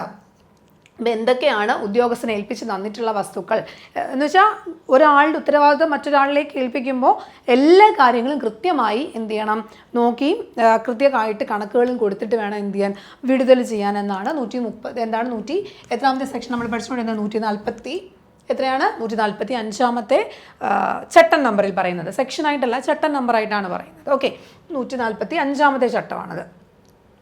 ഇനി അടുത്തത് 146-ാമത്തെ ചട്ടം. 146-ാമത്തെ ചട്ടം പണിപ്പുരയുടെയും വാർഡിൻ്റെയും ചുമതലയുള്ള അസിസ്റ്റന്റ് പ്രിസൺ ഓഫീസർമാരുടെ കർത്തവ്യങ്ങൾ. പണിപ്പുര വാർഡിൻ്റെയൊക്കെ ചുമതലയുള്ളവരാണെങ്കിൽ എങ്ങനെയാണ് ജയിലിനുള്ളിൽ സൂക്ഷിച്ചിട്ടുള്ള ഉപകരണങ്ങളും വസ്തുക്കളും സുരക്ഷിതമായി മാറ്റിവെച്ചിട്ടുണ്ടെന്നും തടവുചാട്ടത്തിന് സഹായകമായ കയറുകളോ മുളകളോ ഗോവണികളോ മറ്റു വസ്തുക്കളോ ജോലി അവസാനിപ്പിച്ചതിനു ശേഷം അലക്ഷ്യമായിട്ടിട്ടില്ലെന്നും ഉറപ്പുവരുത്തുന്നതാണ്. ഒന്നുമില്ല, അവിടെ പണിപ്പുരയാണ്, അപ്പോൾ അവിടെ ജോലി ചെയ്യാനുള്ള കുറേ സാധനങ്ങളുണ്ടാവും. ഇത് സാധനങ്ങളുടെ എല്ലാം കണക്കെടുക്കണം. ഓൾറെഡി എന്ത് ചെയ്യണം, ആ ഉപകരണങ്ങൾ എന്തൊക്കെയാണ്, വസ്തുക്കളാണ്, ഇതൊക്കെ സുരക്ഷിതമായിട്ടാണ് വെച്ചിട്ടുള്ളത് എന്ന് എന്ത് ചെയ്യുക. അല്ലെങ്കിൽ തടവ് ചാട്ടത്തിന് സഹായകമാകുന്ന രീതിയിൽ എന്തെങ്കിലും കയറുകളോ മറ്റു മുളകളോ ഗോവണികളോ ഒന്നും തന്നെ ആ പരിസരത്തൊന്നും ഇല്ല എന്നുള്ള കാര്യങ്ങളൊക്കെ കൃത്യമായി നോക്കേണ്ട ഉത്തരവാദിത്വം കൂടി എന്തുണ്ട് ഈ പറയുന്ന പണിപ്പുരയുടെയും വാർഡിൻ്റെയും ചുമതലയുള്ള ആർക്കുണ്ട്, അസിസ്റ്റന്റ് പ്രിസൺ ഓഫീസറിനുണ്ട്. അപ്പോൾ അത്രയും കാര്യങ്ങളൊന്ന് നോക്കുക. അത് ചട്ടം നമ്പർ 146 പറയുന്നു. 147 പറയുന്നത് തടവുകാരനുമായിട്ടുള്ള ബന്ധം വെളിപ്പെടുത്താനുള്ള ബാധ്യത. അപ്പം ഏതെങ്കിലും ഒരു അസിസ്റ്റന്റ് പ്രിസൺ ഓഫീസർക്ക് തടവുകാരിൽ ആരെങ്കിലുമായിട്ട് ബന്ധമോ കൂട്ടുകെട്ടോ അല്ലെങ്കിൽ സാമ്പത്തിക ഇടപാടോ ഉണ്ടെങ്കിൽ, എന്തെങ്കിലും തരത്തിലൊരു ബന്ധമോ കൂട്ടുകെട്ടോ സാമ്പത്തിക ഇടപാടോ അല്ലെങ്കിൽ അവരാരെങ്കിലുമായി അടുത്ത പരിചയമുണ്ടെങ്കിലോ ആ വിവരം എന്ത് ചെയ്യണം, സൂപ്രണ്ടിനെയോ ജോയിന്റ് സൂപ്രണ്ടിനെയോ അറിയിക്കണമെന്ന് 147 പറയുന്നു. അപ്പം എന്തെങ്കിലും തടവുകാരുമായിട്ട് അതിൽ കഴിഞ്ഞൊരു ബന്ധം ഉണ്ട് എന്നുണ്ടെങ്കിൽ അതെന്ത് ചെയ്യണം, സൂപ്രണ്ടിനെയോ അല്ലെങ്കിൽ എന്ത് ചെയ്യണം, ജോയിന്റ് സൂപ്രണ്ടിനെയോ എന്ത് ചെയ്യണം, അറിയിക്കേണ്ടതാണ് എന്ന് പറയുന്നത് 147-ാമത്തെ ചട്ടം. 147-ാമത്തെ ചട്ടത്തിലാണ്. ഓക്കെ ആണല്ലോ. അടുത്തത് 148 148 എന്ന് പറയുന്നത് ഗുഡ് കോണ്ടാക്ട് സ്ട്രൈപ്പുകളെ കുറിച്ചും പാരദോഷികങ്ങളെ കുറിച്ചും നൽകുന്നതാണ്. അപ്പം ഈ പറയുന്ന അസിസ്റ്റന്റ് പ്രിസൺ ഓഫീസർമാർക്ക് ഗുഡ് കോണ്ടാക്ട് സ്ട്രൈപ്പുകളും അതുപോലെ തന്നെ പാരദോഷികങ്ങളും നൽകുന്നതുമായി ബന്ധപ്പെടുന്ന ചട്ടം 148. അപ്പം ഇതിനകത്ത് പറയുന്നത് ഒരുപാട് കാര്യങ്ങൾ പറയുന്നുണ്ട്. അപ്പോൾ ഏതൊക്കെ അവസരങ്ങളിലാണ് സ്ട്രൈപ്പുകൾ നൽകുന്നത് എന്നുള്ളതിനെക്കുറിച്ച് ABCD ഇട്ടാണ് പറയുന്നത്. പ്രത്യേക കാര്യങ്ങളിൽ സുവ്യക്തമായ സത്സേവനത്തിനോ അല്ലെങ്കിൽ തടസ്സമില്ലാത്ത സത്പെരുമാറ്റത്തിനോ ഗുഡ് കോണ്ടാക്ട് സ്ട്രൈപ്പുകൾ എന്ത് ചെയ്യാൻ പറ്റുന്നതാണ്, അനുവദിക്കാൻ കഴിയുന്നതാണ്. അപ്പം നല്ല പെരുമാറ്റത്തിലുള്ള ഒരു വ്യക്തിയാണെങ്കിൽ അത്തരം സാഹചര്യങ്ങളിൽ നല്ല രീതിയിൽ എന്താണ് സേവനം നടത്തുന്നുണ്ട്, അങ്ങനെയുള്ള കാര്യങ്ങളൊക്കെ ഉണ്ടെങ്കിൽ എന്ത് ചെയ്യാൻ പറ്റും, സ്ട്രൈപ്പ് എന്ത് ചെയ്യാൻ പറ്റും, ഗുഡ് കോണ്ടാക്ട് സ്ട്രൈപ്പുകൾ നൽകാൻ കഴിയും. ഇനി ഏതെങ്കിലും രഹസ്യ വിവരങ്ങളോ ജാഗ്രതയുടെയോ അടിസ്ഥാനത്തിൽ തടവ് ചാട്ടം തടയുകയോ അല്ലെങ്കിൽ ഗൗരവതരമായ ജയിൽ കുറ്റങ്ങൾ കണ്ടുപിടിക്കുകയോ ചെയ്യുന്ന കേസുകളാണ് ഒന്നാമത്തെ വിഭാഗത്തിൽ ഉൾപ്പെടുന്നത്. അപ്പം പല രീതിയിലാണ് അതിൽ ഒന്നാമത്തെ വിഭാഗം എന്ന് പറയുന്നത് ജയിൽ ചാട്ടമൊക്കെ തടയുക അല്ലെങ്കിൽ മറ്റെന്തെങ്കിലും ജയിലിനകത്ത് നടക്കുന്ന മറ്റെന്തെങ്കിലും രഹസ്യമായിട്ട് നടക്കുന്ന പ്രവർത്തനത്തെക്കുറിച്ചൊക്കെ കണ്ടുപിടിക്കുക. അത്തരം കേസുകളിലാണ് ഒന്നാമത്തെ വിഭാഗം വരുന്നത്.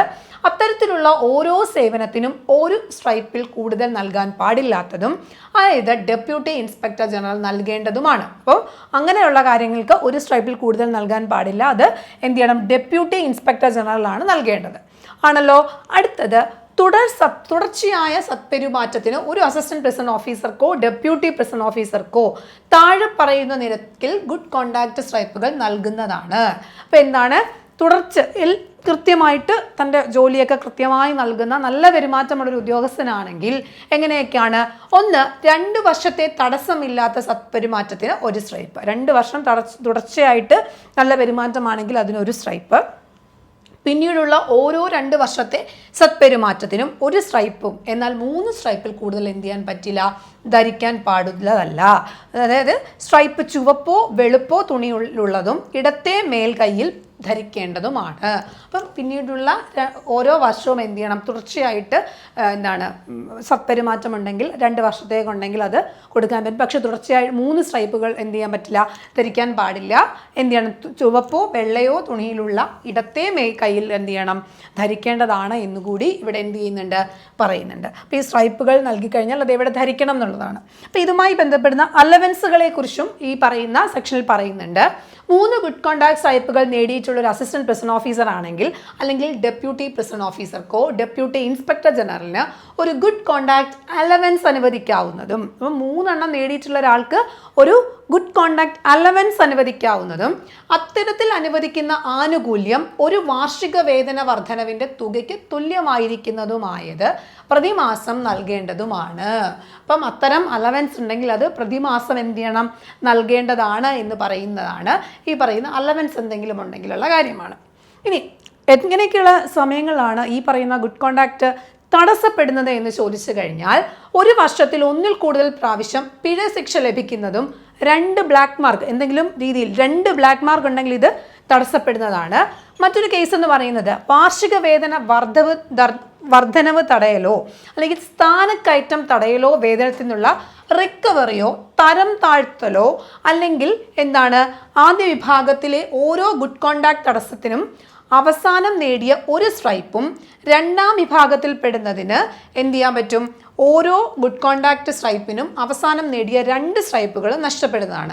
അപ്പം വാർഷിക വേതനത്തിൽ എന്തെങ്കിലും റിക്കവറി ഉണ്ടായാലോ മറ്റെന്തെങ്കിലും റിക്കവറിയോ എന്തെങ്കിലും തരം താഴ്ത്തലൊക്കെ ഉണ്ടെങ്കിൽ ആദ്യത്തെ സ്ട്രൈപ്പ് പിന്നീട് എന്ത് ചെയ്യാൻ പറ്റും, പിന്നീടെന്ന് പറയുന്നത് നമ്മുടെ ആദ്യത്തെ വിഭാഗത്തിലും രണ്ടാമത്തെ ഒരു വിഭാഗം എന്ന് പറയുന്നത് പിന്നീടുള്ള പ്രശ്നങ്ങൾക്ക് എന്ത് ചെയ്യാൻ പറ്റും, എന്തെങ്കിലും തടസ്സങ്ങളൊക്കെ ഉണ്ടെങ്കിൽ അവിടെ ഓരോ ഗുഡ് കോണ്ടാക്ട് തടസ്സപ്പെടുന്നതിനും അവസാനം നേടിയ 2 സ്ട്രൈപ്പുകളും എന്ത് ചെയ്യാൻ കഴിയും, രണ്ടാം വിഭാഗത്തിലേക്ക് വരുമ്പോഴത്തേക്കിനും ഈ പറയുന്ന സ്ട്രൈപ്പുകൾ നഷ്ടപ്പെടാൻ കാരണമാകും. അപ്പം ഗുഡ് കോണ്ടാക്ട് തടസ്സപ്പെടുന്നതിനുള്ള പ്രധാനപ്പെട്ട കാര്യം എന്ന് പറയുന്നത് പിഴ ശിക്ഷ ലഭിക്കുവാണെങ്കിൽ എന്ത് ചെയ്യാൻ പറ്റും, ഒരു സ്ട്രൈപ്പ് പോകും. ഇനി അതല്ല 2 ബ്ലാക്ക് മാർക്ക് നേടിയിട്ടുണ്ടെങ്കിൽ അവസാനം പിന്നീട് ഉണ്ടായിട്ടുള്ള 2 സ്ട്രൈപ്പുകളും എന്ത് ചെയ്യും, നഷ്ടപ്പെടുന്നതായിരിക്കും. അപ്പോൾ അതൊന്ന് നോക്കി വെച്ചിരിക്കുക. അപ്പോൾ ഗുഡ് കോണ്ടാക്ട് സ്ട്രൈപ്പുകൾ നഷ്ടപ്പെടാൻ കാരണമാകുന്നത് 1-ൽ കൂടുതൽ പ്രാവശ്യം പിഴ ലഭിക്കുക അല്ലെങ്കിൽ മറ്റെന്തെങ്കിലും ബ്ലാക്ക് മാർക്ക് സംഭവിച്ചാലോ ഈ പറയുന്ന ഗുഡ് കോണ്ടാക്ട് തടസ്സപ്പെടുന്ന അങ്ങനെയായിരിക്കും എന്ന് ഓർത്ത് വെച്ചിരിക്കുക. ഓക്കെ ആണല്ലോ. ഇനി അതുമല്ലാതെ നമ്മൾ A മുതൽ C വരെയുള്ള വകുപ്പുകൾ പറയുന്ന ഗുഡ് കോണ്ടാക്ട് സ്ട്രൈപ്പുകൾ ഭാവിയിൽ നൽകുന്നതിൽ നിന്നും എന്ത് ചെയ്യാൻ പറ്റും, വിലക്കുന്നില്ല.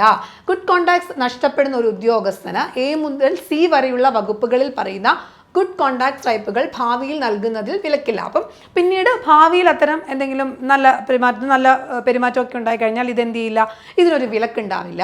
ഇനി ഈ പറയുന്ന സ്ട്രൈപ്പുകൾ 6-ൽ നിന്ന് 3-ഓ 6-ൽ നിന്നോ 3-ൽ നിന്നോ കഴിഞ്ഞാലുടൻ യഥാക്രമം രണ്ടാമത്തെയും ഒന്നാമത്തെയും ഗുഡ് കോണ്ടാക്ട് അലവൻസുകൾ പിൻവലിക്കുന്നതാണ്.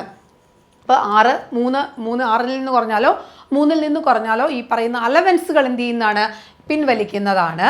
അതുപോലെ തന്നെ പെൻഷൻ കണക്കാക്കാൻ പാടില്ലാത്ത പേഴ്സണൽ അലവൻസായി ഗുഡ് കോണ്ടാക്ട് അലവൻസിനെ കണക്കാക്കേണ്ടതും ഡ്യൂട്ടിയിലും അവധിയിലെ കാലയളവിലേക്ക് അനുവദിക്കേണ്ടതും എന്നാൽ മറ്റവധിയിലുള്ള കാലയളവിൽ അനുവദിക്കാൻ പാടില്ലാത്തതുമാകുന്നു. അപ്പം ഇത്തരം അലവൻസുകളൊക്കെ തന്നെ പെൻഷൻ കണക്കാക്കാൻ പാടില്ലാത്ത പേഴ്സണൽ അലവൻസായി ഗുഡ് കോണ്ടാക്ട് അലവൻസിനെ കണക്കാക്കേണ്ടതാണ്. ഇപ്പോൾ പെൻഷൻ വാങ്ങാൻ പാടില്ലാത്ത അലവൻസ് ആയിട്ട് ഈ അലവൻസിനൊന്നും എന്ത് ചെയ്യില്ല, പിന്നീട് റിട്ടയർ ചെയ്യുന്ന സമയത്ത് പെൻഷൻ ആനുകൂല്യത്തിന് കൂട്ടത്തിൽ വരില്ല എന്നുള്ളതാണ് ഈ പറയുന്ന ഒരു കോഡ്സിൽ പറയുന്നത് കേട്ടോ. അപ്പോൾ നിങ്ങളതൊന്ന് ഓർത്ത് വെച്ചിരുന്നാൽ മതി.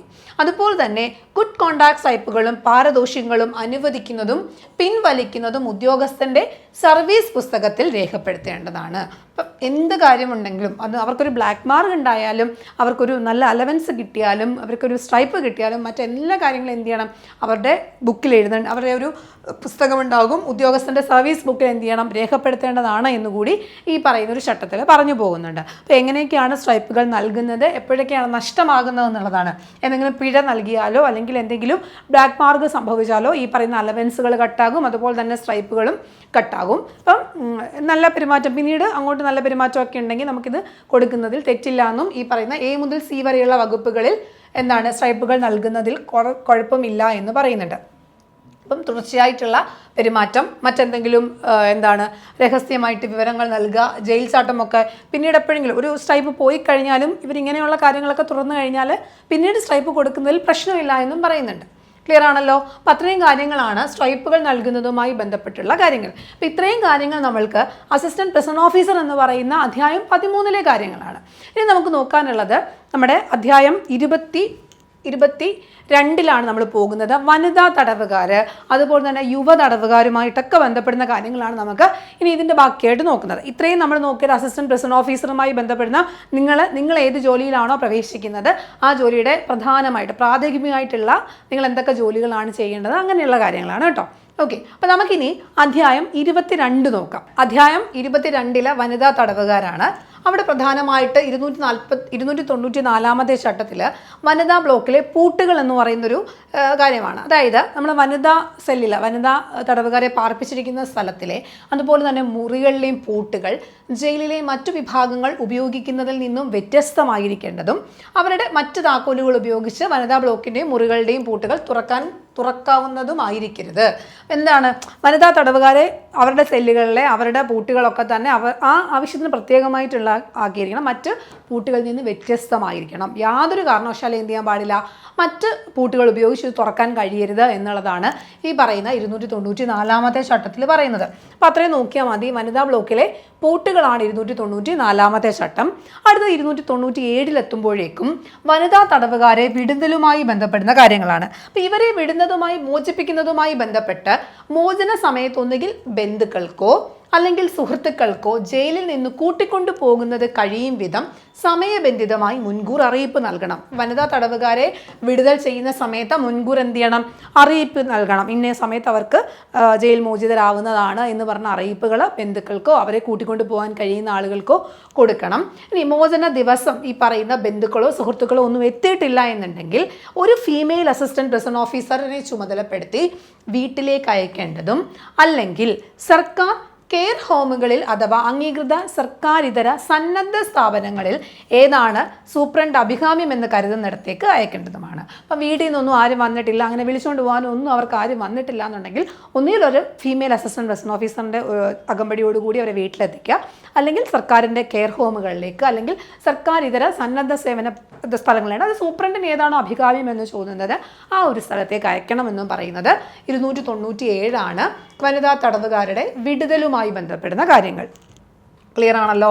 ഓക്കെ, ഇനി അടുത്തത് 298 എന്താണ്, മോചിപ്പിക്കപ്പെട്ട വനിതാ തടവുകാർക്കുള്ള യാത്രാ സൗകര്യം. അപ്പം എങ്ങനെയാണ് ഇവരെ യാത്രാ സൗകര്യം, ഇത് വനിതാ തടവുകാരുടെ കേസാണ്. 1.6 കിലോമീറ്ററിൽ കൂടുതൽ യാത്ര ചെയ്യേണ്ടവരാണെങ്കിൽ അത്തരം ആളുകൾക്ക് യാത്രാ സൗകര്യം കൊടുക്കേണ്ടതാണ്. അപ്പം 1.6 കിലോമീറ്റർ കൂടുതലുള്ള ആൾക്കാരാണെങ്കിൽ അവർക്ക് യാത്രാ സൗകര്യം കൊടുക്കണം. അതുപോലെ തന്നെ എന്താണ്, ഇവർക്ക് നമ്മുടെ ആരോഗ്യപരമായിട്ടുള്ളതോ ആചാരപരമായ മറ്റ് കാരണങ്ങളാലോ യാത്രാ സൗകര്യം ചെയ്തു കൊടുത്തില്ല എന്നുണ്ടെങ്കിൽ എന്താണ്, ഇതിൽ കുറഞ്ഞ ദൂരം മാത്രം യാത്ര ചെയ്യേണ്ടവർക്കും യാത്രാ സൗകര്യം അനുവദിക്കേണ്ടതാണ്. അപ്പം ഒന്നുമില്ല, ഇവർക്ക് എന്താണ് മോചിപ്പിക്കുന്ന സമയത്ത് വനിതാ തടവുകാരെ മോചിപ്പിക്കുന്ന സമയത്ത് അവർക്ക് യാത്രാ സൗകര്യം ഒരുക്കി കൊടുക്കണം. ചില ആരോഗ്യപരമായിട്ട് എന്തെങ്കിലുമൊക്കെ കാരണങ്ങൾ ഉണ്ടെങ്കിൽ പോലും കുറഞ്ഞ ദൂരമാണെങ്കിൽ കൂടി എന്ത് ചെയ്യണം, അവർക്ക് യാത്രാ സൗകര്യം ഒരുക്കണം എന്നുള്ളത് മാത്രം നിങ്ങൾ ഓർത്താൽ മതി. 298 ചട്ടം പറയുന്നത് ഈ പറയുന്ന വനിതാ തടവുകാരെ മോചിപ്പിക്കുന്നതിൻ്റെ സമയത്ത് ഇവർക്ക് യാത്രാ സൗകര്യം നൽകണം എന്ന് പറയുന്ന ചട്ടമാണ് 298 നമ്പർ ചട്ടം. ക്ലിയർ ആണല്ലോ? ഓക്കെ, അടുത്തത് നമ്മുടെ തടവുകാരുടെ കുട്ടികളുമായി ബന്ധപ്പെടുന്നത്. അപ്പം വനിതാ തടവുകാരുമായി ബന്ധപ്പെട്ടാണല്ലോ കുട്ടികൾ വരുന്നത്. അപ്പോൾ ഈ വനിതാ തടവുകാർക്ക് ഏതെങ്കിലും സമയത്ത് ഇപ്പം പ്രിസണിൽ വരുന്ന സമയത്തൊക്കെ സംരക്ഷിക്കാൻ കഴിയാത്തൊരു സാഹചര്യം ഉണ്ടെങ്കിൽ 6 വയസ്സ് വരെ എന്ത് ചെയ്യാൻ കഴിയും, കുട്ടികളെ ജയിലിൽ പ്രവേശിപ്പിക്കാൻ കഴിയും. അതുമല്ല, ജയിലിൽ ജനിച്ച കുട്ടികളാണെങ്കിൽ മറ്റനുയോജ്യമായ രീതിയിൽ ഏൽപ്പിക്കാൻ കഴിയാത്ത സാഹചര്യങ്ങളിൽ 6 വയസ്സ് വരെ അവരുടെ അമ്മമാരോടൊപ്പം ജയിലിൽ കഴിയാൻ എന്ത് ചെയ്യണം, അനുവദിക്കണം. അപ്പം എന്താണ്, ബന്ധുക്കളുടെയോ അല്ലെങ്കിൽ മറ്റാരുടെയും സഹായമൊന്നും ഇല്ല എന്നുണ്ടെങ്കിൽ അല്ലെങ്കിൽ ജയിലിൽ ജനിച്ച കുട്ടികളാണെന്നുണ്ടെങ്കിൽ അവരെ എന്ത് ചെയ്യണം, 6 വയസ്സ് വരെ ഇന്ത്യ ഈ പറയുന്ന ജയിലിൽ അമ്മയോടൊപ്പം തന്നെ താമസിക്കാനുള്ള സൗകര്യം ഒരുക്കണം എന്നുള്ളതാണ് പറയുന്നത് തടവുകാരുടെ കുട്ടികളുമായി ബന്ധപ്പെട്ട്. ഈ 6 മാസത്തിൽ മുകളിൽ പ്രായമുള്ളൊരു കുട്ടിയാണെങ്കിൽ ആ കുട്ടിയെ എന്ത് ചെയ്യാൻ പറ്റില്ല, ജയിലിൽ നിർത്താൻ പാടില്ല. അപ്പോൾ 6 വയസ്സ് പൂർത്തിയായ ശേഷം കുട്ടിയെ എന്ത് ചെയ്യണം, പുറത്ത് മറ്റാരെങ്കിലും ഉത്തരവാദിത്തപ്പെട്ട ആളുകൾ ഉണ്ടെങ്കിൽ ഏൽപ്പിക്കുക, അല്ലെങ്കിൽ എന്ത് ചെയ്യണം, കുട്ടിയെ ബന്ധുക്കളെ ഏൽപ്പിക്കുന്നതിൽ നടപടികൾ സ്വീകരിക്കുന്നതിന് വേണ്ടിയിട്ട് ചീഫ് ജുഡീഷ്യൽ മജിസ്ട്രേറ്റിനെ എന്ത് ചെയ്യണം, മുൻകൂറായി അറിയിക്കണം. അപ്പോൾ 6 വയസ്സിന് ശേഷമാണ് ഒരു കുട്ടിയും എന്ത് ചെയ്യാൻ പാടില്ല, ജയിലിനകത്ത് നിർത്താൻ പറ്റത്തില്ല. അപ്പോൾ അങ്ങനെയുള്ള സമയത്ത് ഈ പറയുന്ന അഭിപ്രായം ചീഫ് ജുഡീഷ്യൽ മജിസ്ട്രേറ്റിനെ എന്ത് ചെയ്യണം, അത്തരം കാര്യങ്ങൾ അറിയിച്ച് ഒന്നുകിൽ ബന്ധുക്കളുടെ കൂടെ അയക്കുക, അല്ലെങ്കിൽ മറ്റ് എന്താണോ അടുത്തൊരു ഫോം വഴി എന്താണെന്നുള്ളത് ആലോചിച്ച് ചെയ്യേണ്ട സമയമാണ്. അപ്പം എന്താണ് 299 ഇതിൽ പറയുന്നു, 6 വയസ്സ് വരെ ഒരു കുട്ടിയുണ്ടെങ്കിൽ സ്ത്രീകളുടെ കുട്ടികളെ അവരുടെ കൂടെ താമസിപ്പിക്കാം. ഇനി 6 വയസ്സ് കഴിഞ്ഞാൽ എന്ത് ചെയ്യാൻ പറ്റില്ല, ജയിലിൽ അവരെ താമസിപ്പിക്കാൻ കഴിയില്ല. ഇനി മറ്റെന്തെങ്കിലും സാഹചര്യം, മെഡിക്കൽ ഓഫീസർ നിർദ്ദേശിക്കുന്ന ആഹാരവും വസ്ത്രവും ജയിലിലുള്ള കുട്ടികൾക്ക് അനുവദിക്കേണ്ടതാണ്. അപ്പോൾ ഈ കുട്ടികൾക്ക് എന്ത് കഴിക്കണം, എങ്ങനെയുള്ള ഭക്ഷണം കൊടുക്കണം, വസ്ത്രങ്ങളെക്കുറിച്ചുമൊക്കെ മെഡിക്കൽ ഓഫീസറാണ് നിർദ്ദേശിക്കുന്നത്. ആ നിർദ്ദേശങ്ങൾ പാലിക്കുക. തടവുകാരിയുടെ കുട്ടികളെ സംരക്ഷിക്കുന്ന വനിതാ ജയിലിനോടടുത്ത് ഒരു ക്രഷും നഴ്സറി സ്കൂളും ഉണ്ടായിരിക്കേണ്ടതാണ്. അപ്പം ക്രഷ് ഉണ്ടാവണം, ഒരു നഴ്സറി സ്കൂൾ ഉണ്ടാവണം. 3 വയസ്സിന് താഴെയുള്ള കുട്ടികളെ ക്രഷിലും 3-നും 6-നും ഇടയിലുള്ള കുട്ടികളെ നഴ്സറി സ്കൂളിലും സംരക്ഷിക്കണം. ക്ലിയർ ആണല്ലോ? അപ്പം ക്രഷ് ഉണ്ടാവും, നഴ്സറി സ്കൂൾ ഉണ്ടാകും. അപ്പം അത്തരത്തിൽ എന്ത് ചെയ്യുക, 3 വയസ്സ് വരെയുള്ളവരെ ക്രഷിലും 3-നും 6-നും ഇടയിലാണെങ്കിൽ അത് നഴ്സറി സ്കൂളിലും സംരക്ഷിക്കേണ്ടതാണ്. ഇനി ജയിലിന് വെളിയിലായിട്ട് ക്രഷോ നഴ്സറി സ്കൂളോ ഉണ്ടെങ്കിലും അത് ജയിൽ വകുപ്പിൻ്റെ നിയന്ത്രണത്തിലായിരിക്കേണ്ടതാണ്. അപ്പം ജയിൽ വകുപ്പിൻ്റെ നിയന്ത്രണത്തിലായിരിക്കണം. പിന്നീട് ഇവർക്ക് അനുയോജ്യമാകുന്ന വിധത്തിലുള്ള വസ്ത്രങ്ങൾ നൽകണം. കാലാവസ്ഥയ്ക്ക് അനുയോജ്യമായ രീതിയിലുള്ള വസ്ത്രങ്ങൾ കുട്ടികൾക്ക് നൽകണം. ഇനി ആരോഗ്യപരവുമായി ബന്ധപ്പെട്ട് അല്ലെങ്കിൽ കാലാവസ്ഥയ്ക്ക് അനുയോജ്യമാകുന്ന രീതിയിലുള്ള വളരുന്ന കുട്ടികളെ ഊർജ ആവശ്യം നിറവേറ്റുന്നതിന് ഉതകുന്ന ആഹാരക്രമം നിറവേറ്റേണ്ടതാണ്. അപ്പം ഇവരുടെ ആഹാരക്രമം കൃത്യമായിട്ട് പാലിക്കണം. അവർക്ക് ഓരോ കാലാവസ്ഥയ്ക്കനുസരിച്ച് ഓരോ സമയത്തിനനുസരിച്ച് കുട്ടികൾക്ക് കൃത്യമായിട്ട് എന്ത് ചെയ്യണം, ആഹാരത്തിനെ കുറിച്ചും ഒക്കെ തന്നെ എന്ത് ചെയ്യണം, മെഡിക്കൽ ഓഫീസറാണ് അത്തരം കാര്യങ്ങളിൽ നിർദ്ദേശങ്ങൾ കൊടുക്കേണ്ടത്. അപ്പം അങ്ങനെയുള്ള കുട്ടികളെ അവിടെ അങ്ങനെ ആവണം ജയിലിൽ 6 വയസ്സ് വരെ എന്ത് ചെയ്യേണ്ടത്, സംരക്ഷിക്കേണ്ടത്. അപ്പം ഇത് വനിതാ തടവുകാർ 299 ചട്ടത്തിലാണ് ഇവരുടെ കുട്ടികളുമായി ബന്ധപ്പെടുന്ന കാര്യങ്ങൾ പറയുന്നത്. അപ്പോൾ 6 വയസ്സ് വരെയാണ് കുട്ടികളെ എന്ത് ചെയ്യുന്നത്, അവിടെ പാർപ്പിക്കുന്നത്. ഇനി ശാരീരിക വളർച്ച നിരീക്ഷിക്കുന്നതിന് വേണ്ടി ഒരു വനിതാ ഡോക്ടർ സ്ഥിരമായി കുട്ടികളെ പരിശോധിക്കണം. അപ്പം ഒരു വനിതാ ഡോക്ടർ അവിടെ ഉണ്ടാകും. ആ വനിതാ ഡോക്ടർ ഈ കുട്ടികളെ എന്ത് ചെയ്യണം, സ്ഥിരമായി പരിശോധിക്കണം. അവിടെയുള്ള കുട്ടികൾക്ക് പോളിയോ, വസൂരി മുതലായ രോഗങ്ങൾക്കുള്ള പ്രതിരോധ മരുന്നുകൾ യഥാസമയത്ത് നൽകണം. അതുപോലെ തന്നെ മെഡിക്കൽ ഓഫീസറുടെ രേഖാമൂലമായ ശുപാർശയിൽ മേൽ അധിക വസ്ത്രവും ഭക്ഷണവും ആവശ്യമുള്ള കുട്ടികൾക്ക് നൽകേണ്ടതാണ്. അപ്പം ഇത്തരം കാര്യങ്ങൾ, കുട്ടികളുടെ ശാരീരികമായിട്ടുള്ള പ്രശ്നങ്ങൾ എന്തെങ്കിലും ഉണ്ടെങ്കിൽ അത് നിരീക്ഷിക്കണം. അവർക്ക് കൃത്യമായി വാക്സിനുകൾ നൽകണം, കൃത്യമായി ആഹാരം നൽകണം. ഇതൊക്കെ നിയന്ത്രിക്കുന്നത് ആരായിരിക്കും, അവിടുത്തെ ഒരു മെഡിക്കൽ ഓഫീസർ അവിടെ ഉണ്ടാവും, അതായിരിക്കും. അപ്പോൾ 299 ചട്ടത്തിലാണ് ഈ കുട്ടികളെക്കുറിച്ച് നമ്മൾ പഠിച്ചുകൊണ്ടിരിക്കുന്നത്. അപ്പം വനിതാ തടവുകാരുമായി ബന്ധപ്പെടുന്ന അധ്യായത്തിലാണ് ഇതേ കാര്യങ്ങൾ പറയുന്നത്. ഏതെങ്കിലും ഗർഭിണിയായ തടവുകാരുണ്ടെങ്കിൽ അവരുമായി ബന്ധപ്പെടുന്ന കാര്യം 300-ാമത്തെ ചട്ടത്തിലാണ് പറയുന്നത്. അപ്പം ശാരീരികമായിട്ട് ഇപ്പോൾ ഒന്നുകിൽ പ്രതി അല്ലെങ്കിൽ ജയിലിൽ അടയ്ക്കുന്ന സമയത്ത് അവർ ഗർഭിണിയായിരിക്കാം, അല്ലെങ്കിൽ വന്നതിന് ശേഷമാണ് ഗർഭിണിയാണ് എന്ന് അറിയുന്നത്. അത്തരം സാഹചര്യങ്ങളിൽ വനിതാ മെഡിക്കൽ ഓഫീസർ അല്ലെങ്കിൽ വനിതാ ജീവനക്കാർ ആ വിവരം എന്ത് ചെയ്യണം, സൂപ്രണ്ടിനെ അറിയിക്കണം. സ്വാഭാവികമായിട്ടും ജയിൽ സൂപ്രണ്ടിനെ അറിയിക്കുക. അവരുടെ ആരോഗ്യസ്ഥിതിയെക്കുറിച്ചും ഗർഭകാല അളവിനെക്കുറിച്ചും അതേപോലെ തന്നെ അവർ പ്രസവിക്കാൻ സാധ്യതയുള്ള തീയതിയൊക്കെ ഉറപ്പുവരുത്തുന്നതിനായി ഒരു സർക്കാർ ആശുപത്രിയിൽ വൈദ്യപരിശോധനയ്ക്കുള്ള നടപടികൾ സ്വീകരിക്കേണ്ടതാണ്. അവിടെ മെഡിക്കൽ ഓഫീസർ ഏതെങ്കിലും അധിക ഭക്ഷണം നിർദ്ദേശിച്ചിട്ടുണ്ടെങ്കിൽ അത് നൽകുക. അപ്പോൾ ഗർഭിണികളായ തടവുകാർക്ക് അവർക്ക് കൃത്യമായ ഭക്ഷണക്രമമൊക്കെ ഉണ്ടാവും. അധികമായിട്ട് എന്തെങ്കിലും ഭക്ഷണക്രമമൊക്കെ ഉണ്ടെങ്കിൽ അത് മെഡിക്കൽ ഓഫീസർ എങ്ങനെയാണോ നിർദ്ദേശിക്കുന്നത് അതനുസരിച്ച് മുന്നോട്ട് പോകണം. ഇനി ഒരു തടവുകാരിയുടെ വൈദ്യപരിശോധന സർക്കാർ ആശുപത്രി വെച്ച് നടത്തേണ്ടതാണ് എന്ന് പറയുന്നുണ്ട്. കൃത്യമായി സർക്കാർ ആശുപത്രികളിൽ വെച്ചിട്ട് ഇത്തരം വൈദ്യപരിശോധനകൾ നടത്തേണ്ടതാണ്.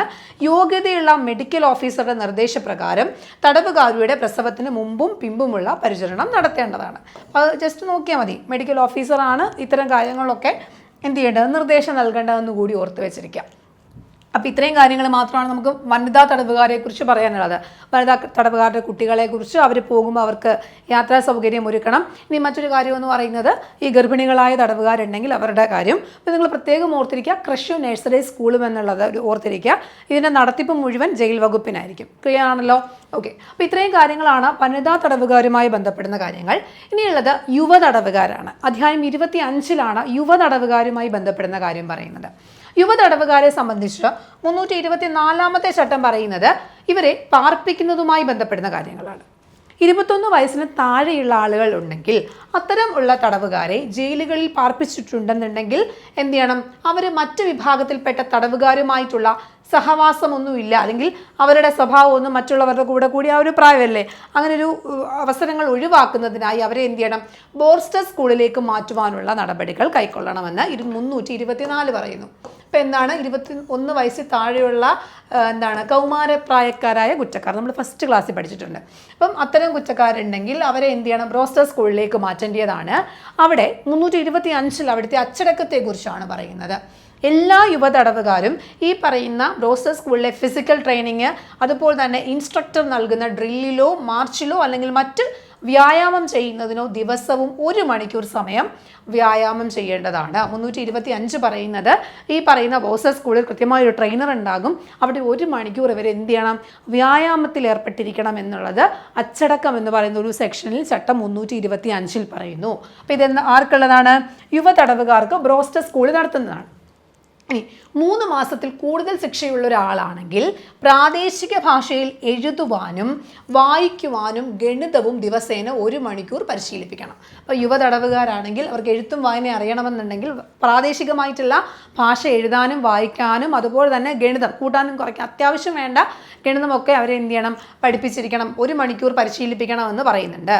ഇനി ശിക്ഷാ കാലാവധിയും മറ്റ് സാഹചര്യങ്ങളും അനുകൂലമാണെങ്കിൽ അയാളെ ഏതെങ്കിലും ഒരു ട്രേഡോ കരകൗശല വിദ്യയോ പഠിപ്പിക്കേണ്ടതാണ്. അപ്പം ശിക്ഷാ കാലാവധി കുറച്ചധികം ശിക്ഷാ കാലാവധിയൊക്കെ ഉണ്ടെങ്കിൽ ആ ഒരു സമയത്ത് ആ ഒരു വ്യക്തിക്ക് കുറച്ച് ട്രേഡോ ഏതെങ്കിലും ഒരു ജോലി സംബന്ധമായിട്ട് ട്രേഡ് പഠിക്കാൻ കഴിയുന്നൊരു സമയമാണ്.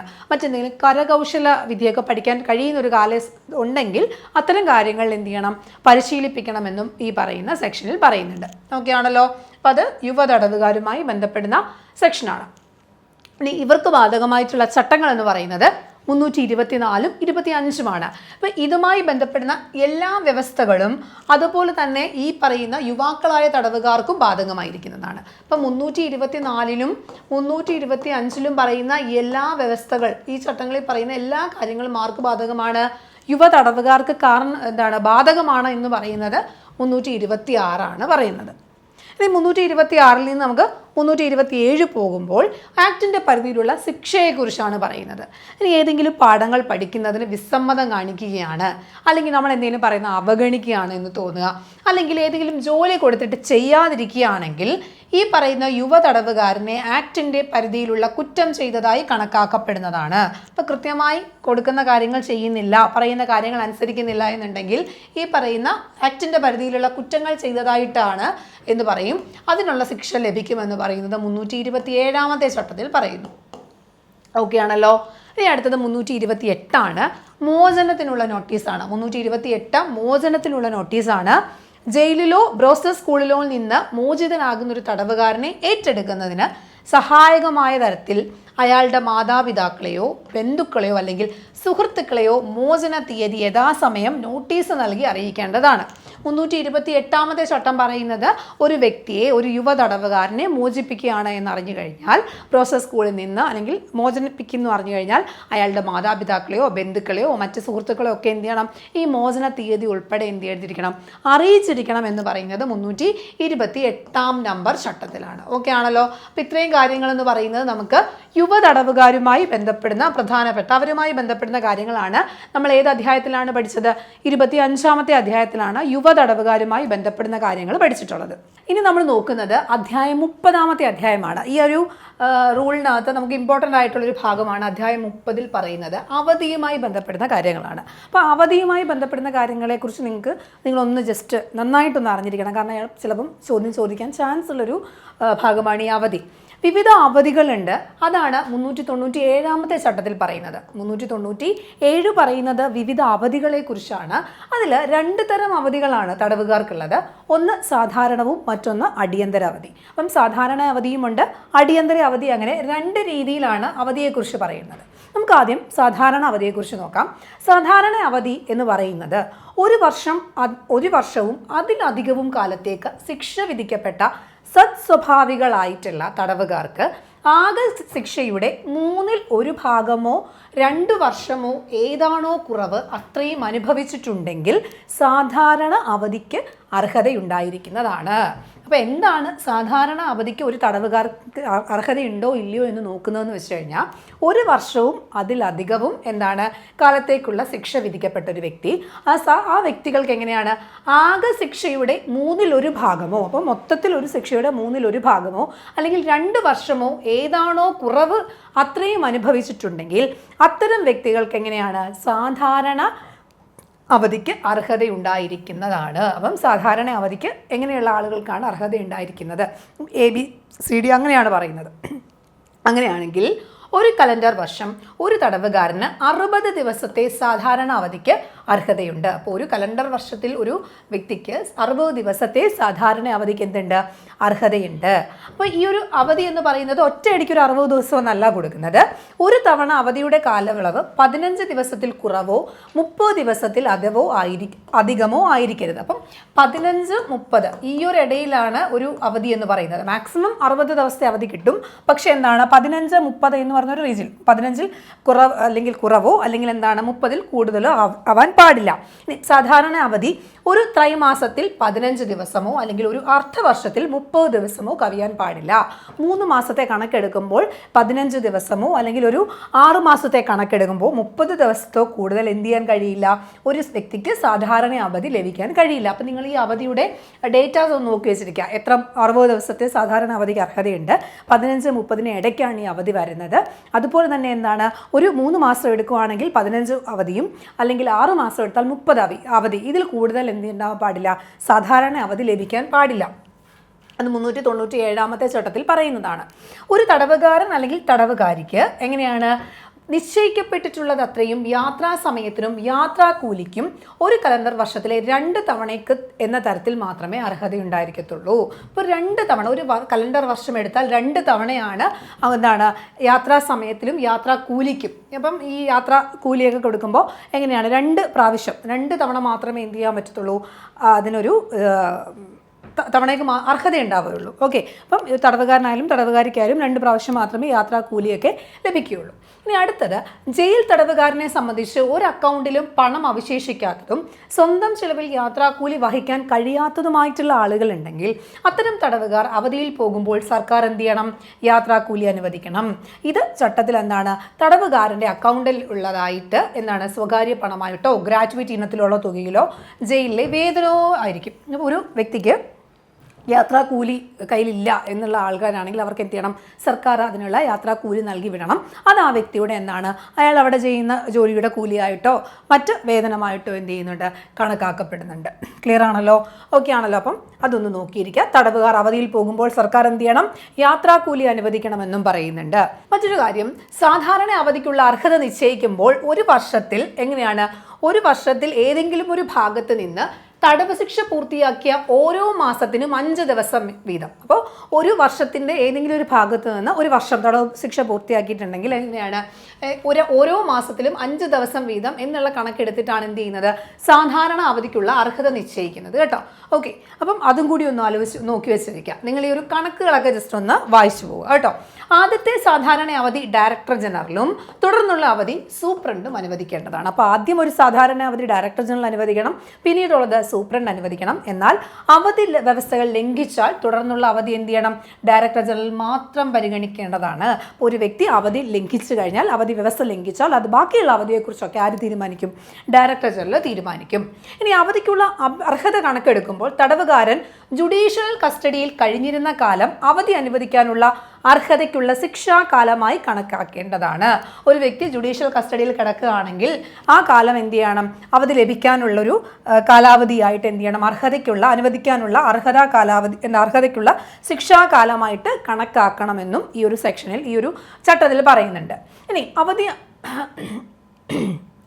അവധി അനുവദിക്കാനുള്ള ഓരോ അപേക്ഷയോടൊപ്പം ഈ അവധി അനുവദിക്കുന്നത് മൂലം ഇപ്പോൾ ഒരാൾക്കൊരു അവധി കൊടുക്കാൻ തീരുമാനിച്ചു കഴിഞ്ഞാൽ, ഇങ്ങനെ ഒരു അവധി അനുവദിച്ചു കഴിഞ്ഞാൽ എന്തെങ്കിലും ക്രമസമാധാന പ്രശ്നമുണ്ടോ, അല്ലെങ്കിൽ ആ തടവുകാരൻ്റെ സ്വന്തം സുരക്ഷിതത്വത്തിനോ അല്ലെങ്കിൽ മറ്റുള്ളവരുടെ സുരക്ഷിതത്വോ പ്രതികൂലമാണോ എന്നുള്ള കാര്യത്തെക്കുറിച്ച് എന്ത് ചെയ്യണം, ഈ പറയുന്ന എന്താണ് ഈ ഒരു വിഭാഗം ആളുകൾ അന്വേഷിക്കണം. അപ്പം അത് അന്വേഷിക്കുന്ന ആരാന്ന് ചോദിച്ചു കഴിഞ്ഞാൽ അത് ബന്ധപ്പെട്ട പോലീസ് സബ് ഇൻസ്പെക്ടറുടെ റിപ്പോർട്ടാണ് അതിന് തരുന്നത്. അപ്പം മുമ്പ് അവധി പോയിട്ടുണ്ട്, അങ്ങനെയുള്ള പോയ സമയത്ത് ഏതെങ്കിലും മോശം പെരുമാറ്റത്തിന് എന്തെങ്കിലും ചരിത്രമുണ്ടോ, ഈ വ്യക്തി അവധി കൊടുക്കുന്നത് മൂലം എന്തെങ്കിലും മറ്റ് പ്രശ്നങ്ങളുണ്ടോ എന്നുള്ള കാര്യമൊക്കെ പോലീസ് സബ് ഇൻസ്പെക്ടർ എന്ത് ചെയ്യണം, അന്വേഷിച്ച് റിപ്പോർട്ട് ചെയ്യണം. അതിന് പ്രകാരമായിരിക്കും ഈ വ്യക്തിക്ക് എന്ത് ചെയ്യുന്നത്, അവധി കൊടുക്കണോ വേണ്ടയോ എന്നുള്ള കാര്യത്തെക്കുറിച്ചൊക്കെ ഒരു തീരുമാനമാകുന്നത്.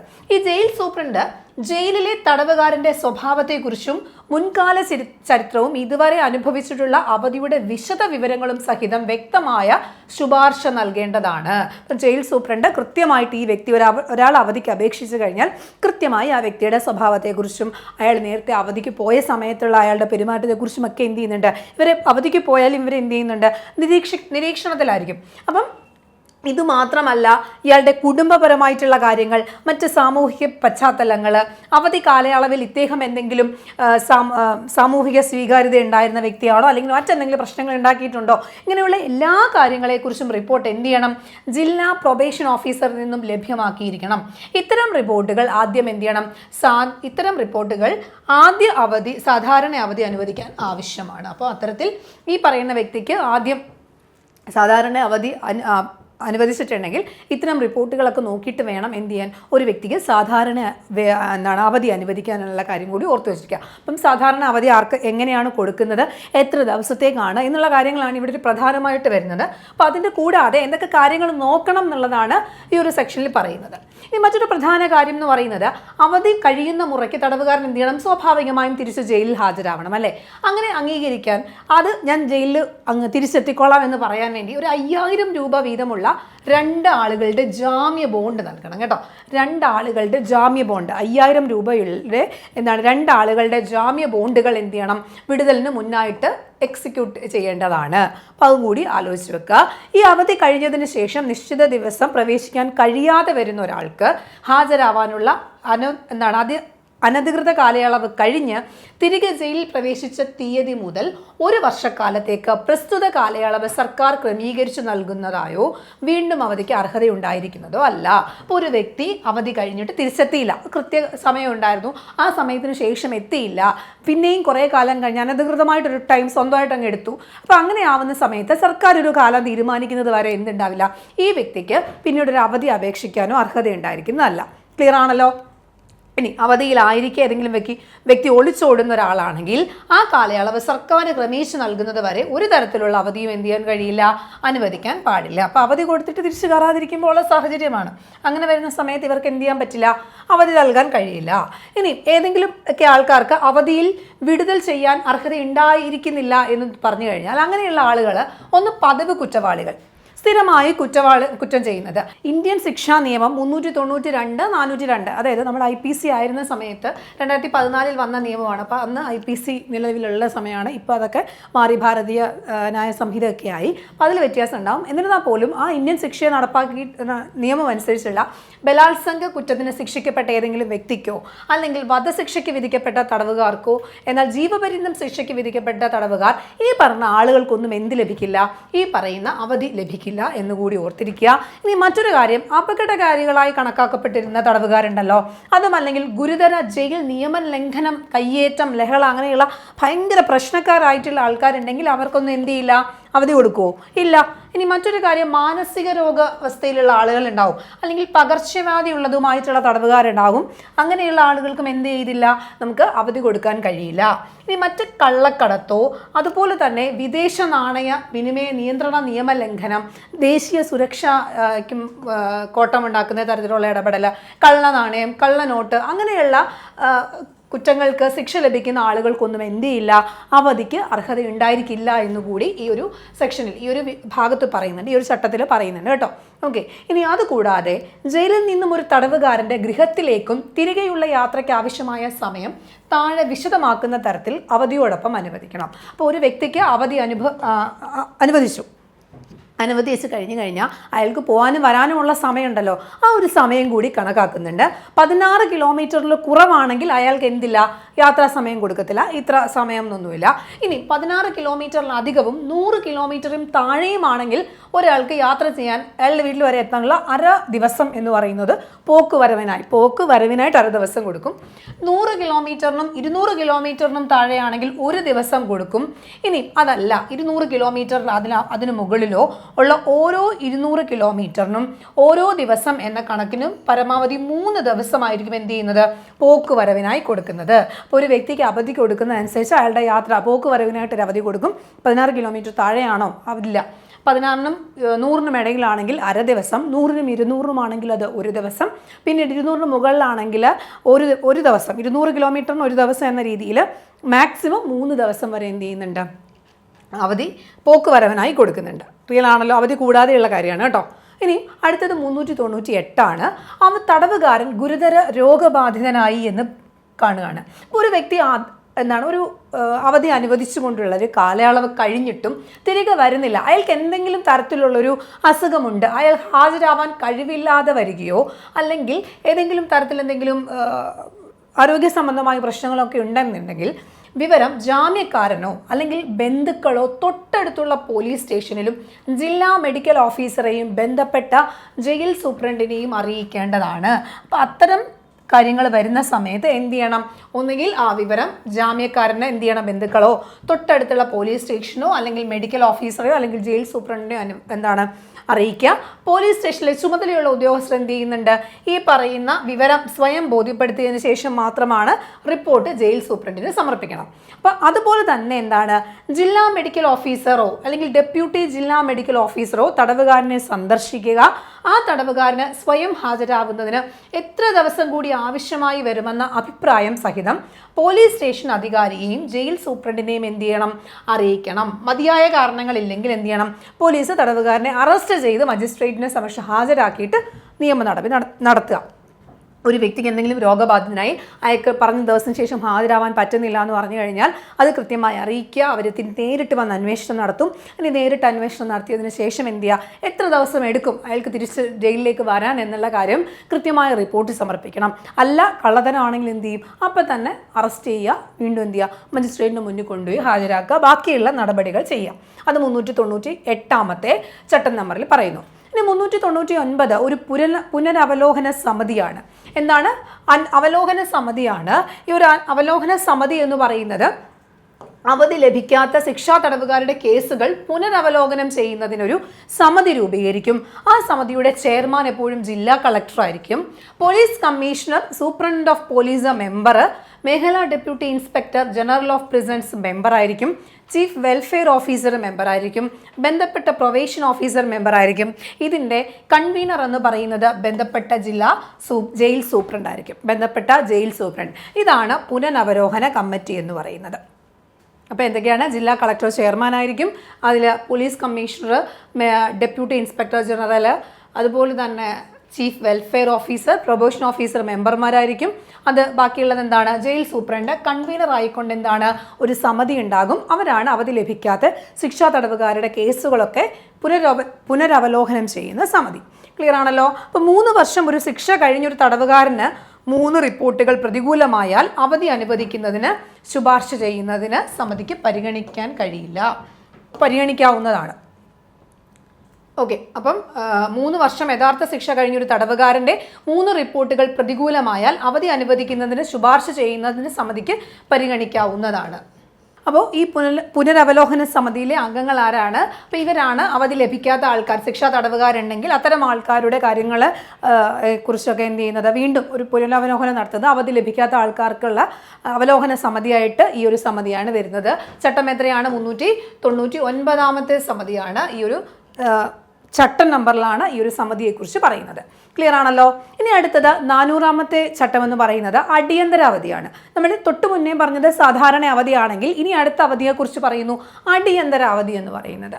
ദേശീയ സുരക്ഷയുമായി ബന്ധപ്പെട്ട കുറ്റകൃത്യങ്ങളിൽ ശിക്ഷിക്കപ്പെട്ടവർ ഒഴികെയുള്ള ഏതൊരു സൽസ്വഭാവികളായ തടവുകാർക്കും താഴെ വ്യക്തമാക്കിയിട്ടുള്ള വളരെ അടിയന്തര ഘട്ടങ്ങളിൽ അടിയന്തര അവധിക്ക് അർഹതയുണ്ടായിരിക്കും. അപ്പം ദേശീയ സുരക്ഷയുമായി ബന്ധപ്പെട്ട ശിക്ഷ ലഭിച്ച ആളുകളാണെങ്കിൽ അവർക്ക് എന്ത് ചെയ്യില്ല, ഒരു രീതിയിലുള്ള അവധിയും പരിഗണിക്കില്ല, അടിയന്തര അവധിയും പരിഗണിക്കില്ല, സാധാരണ അവധിയും പരിഗണിക്കില്ല.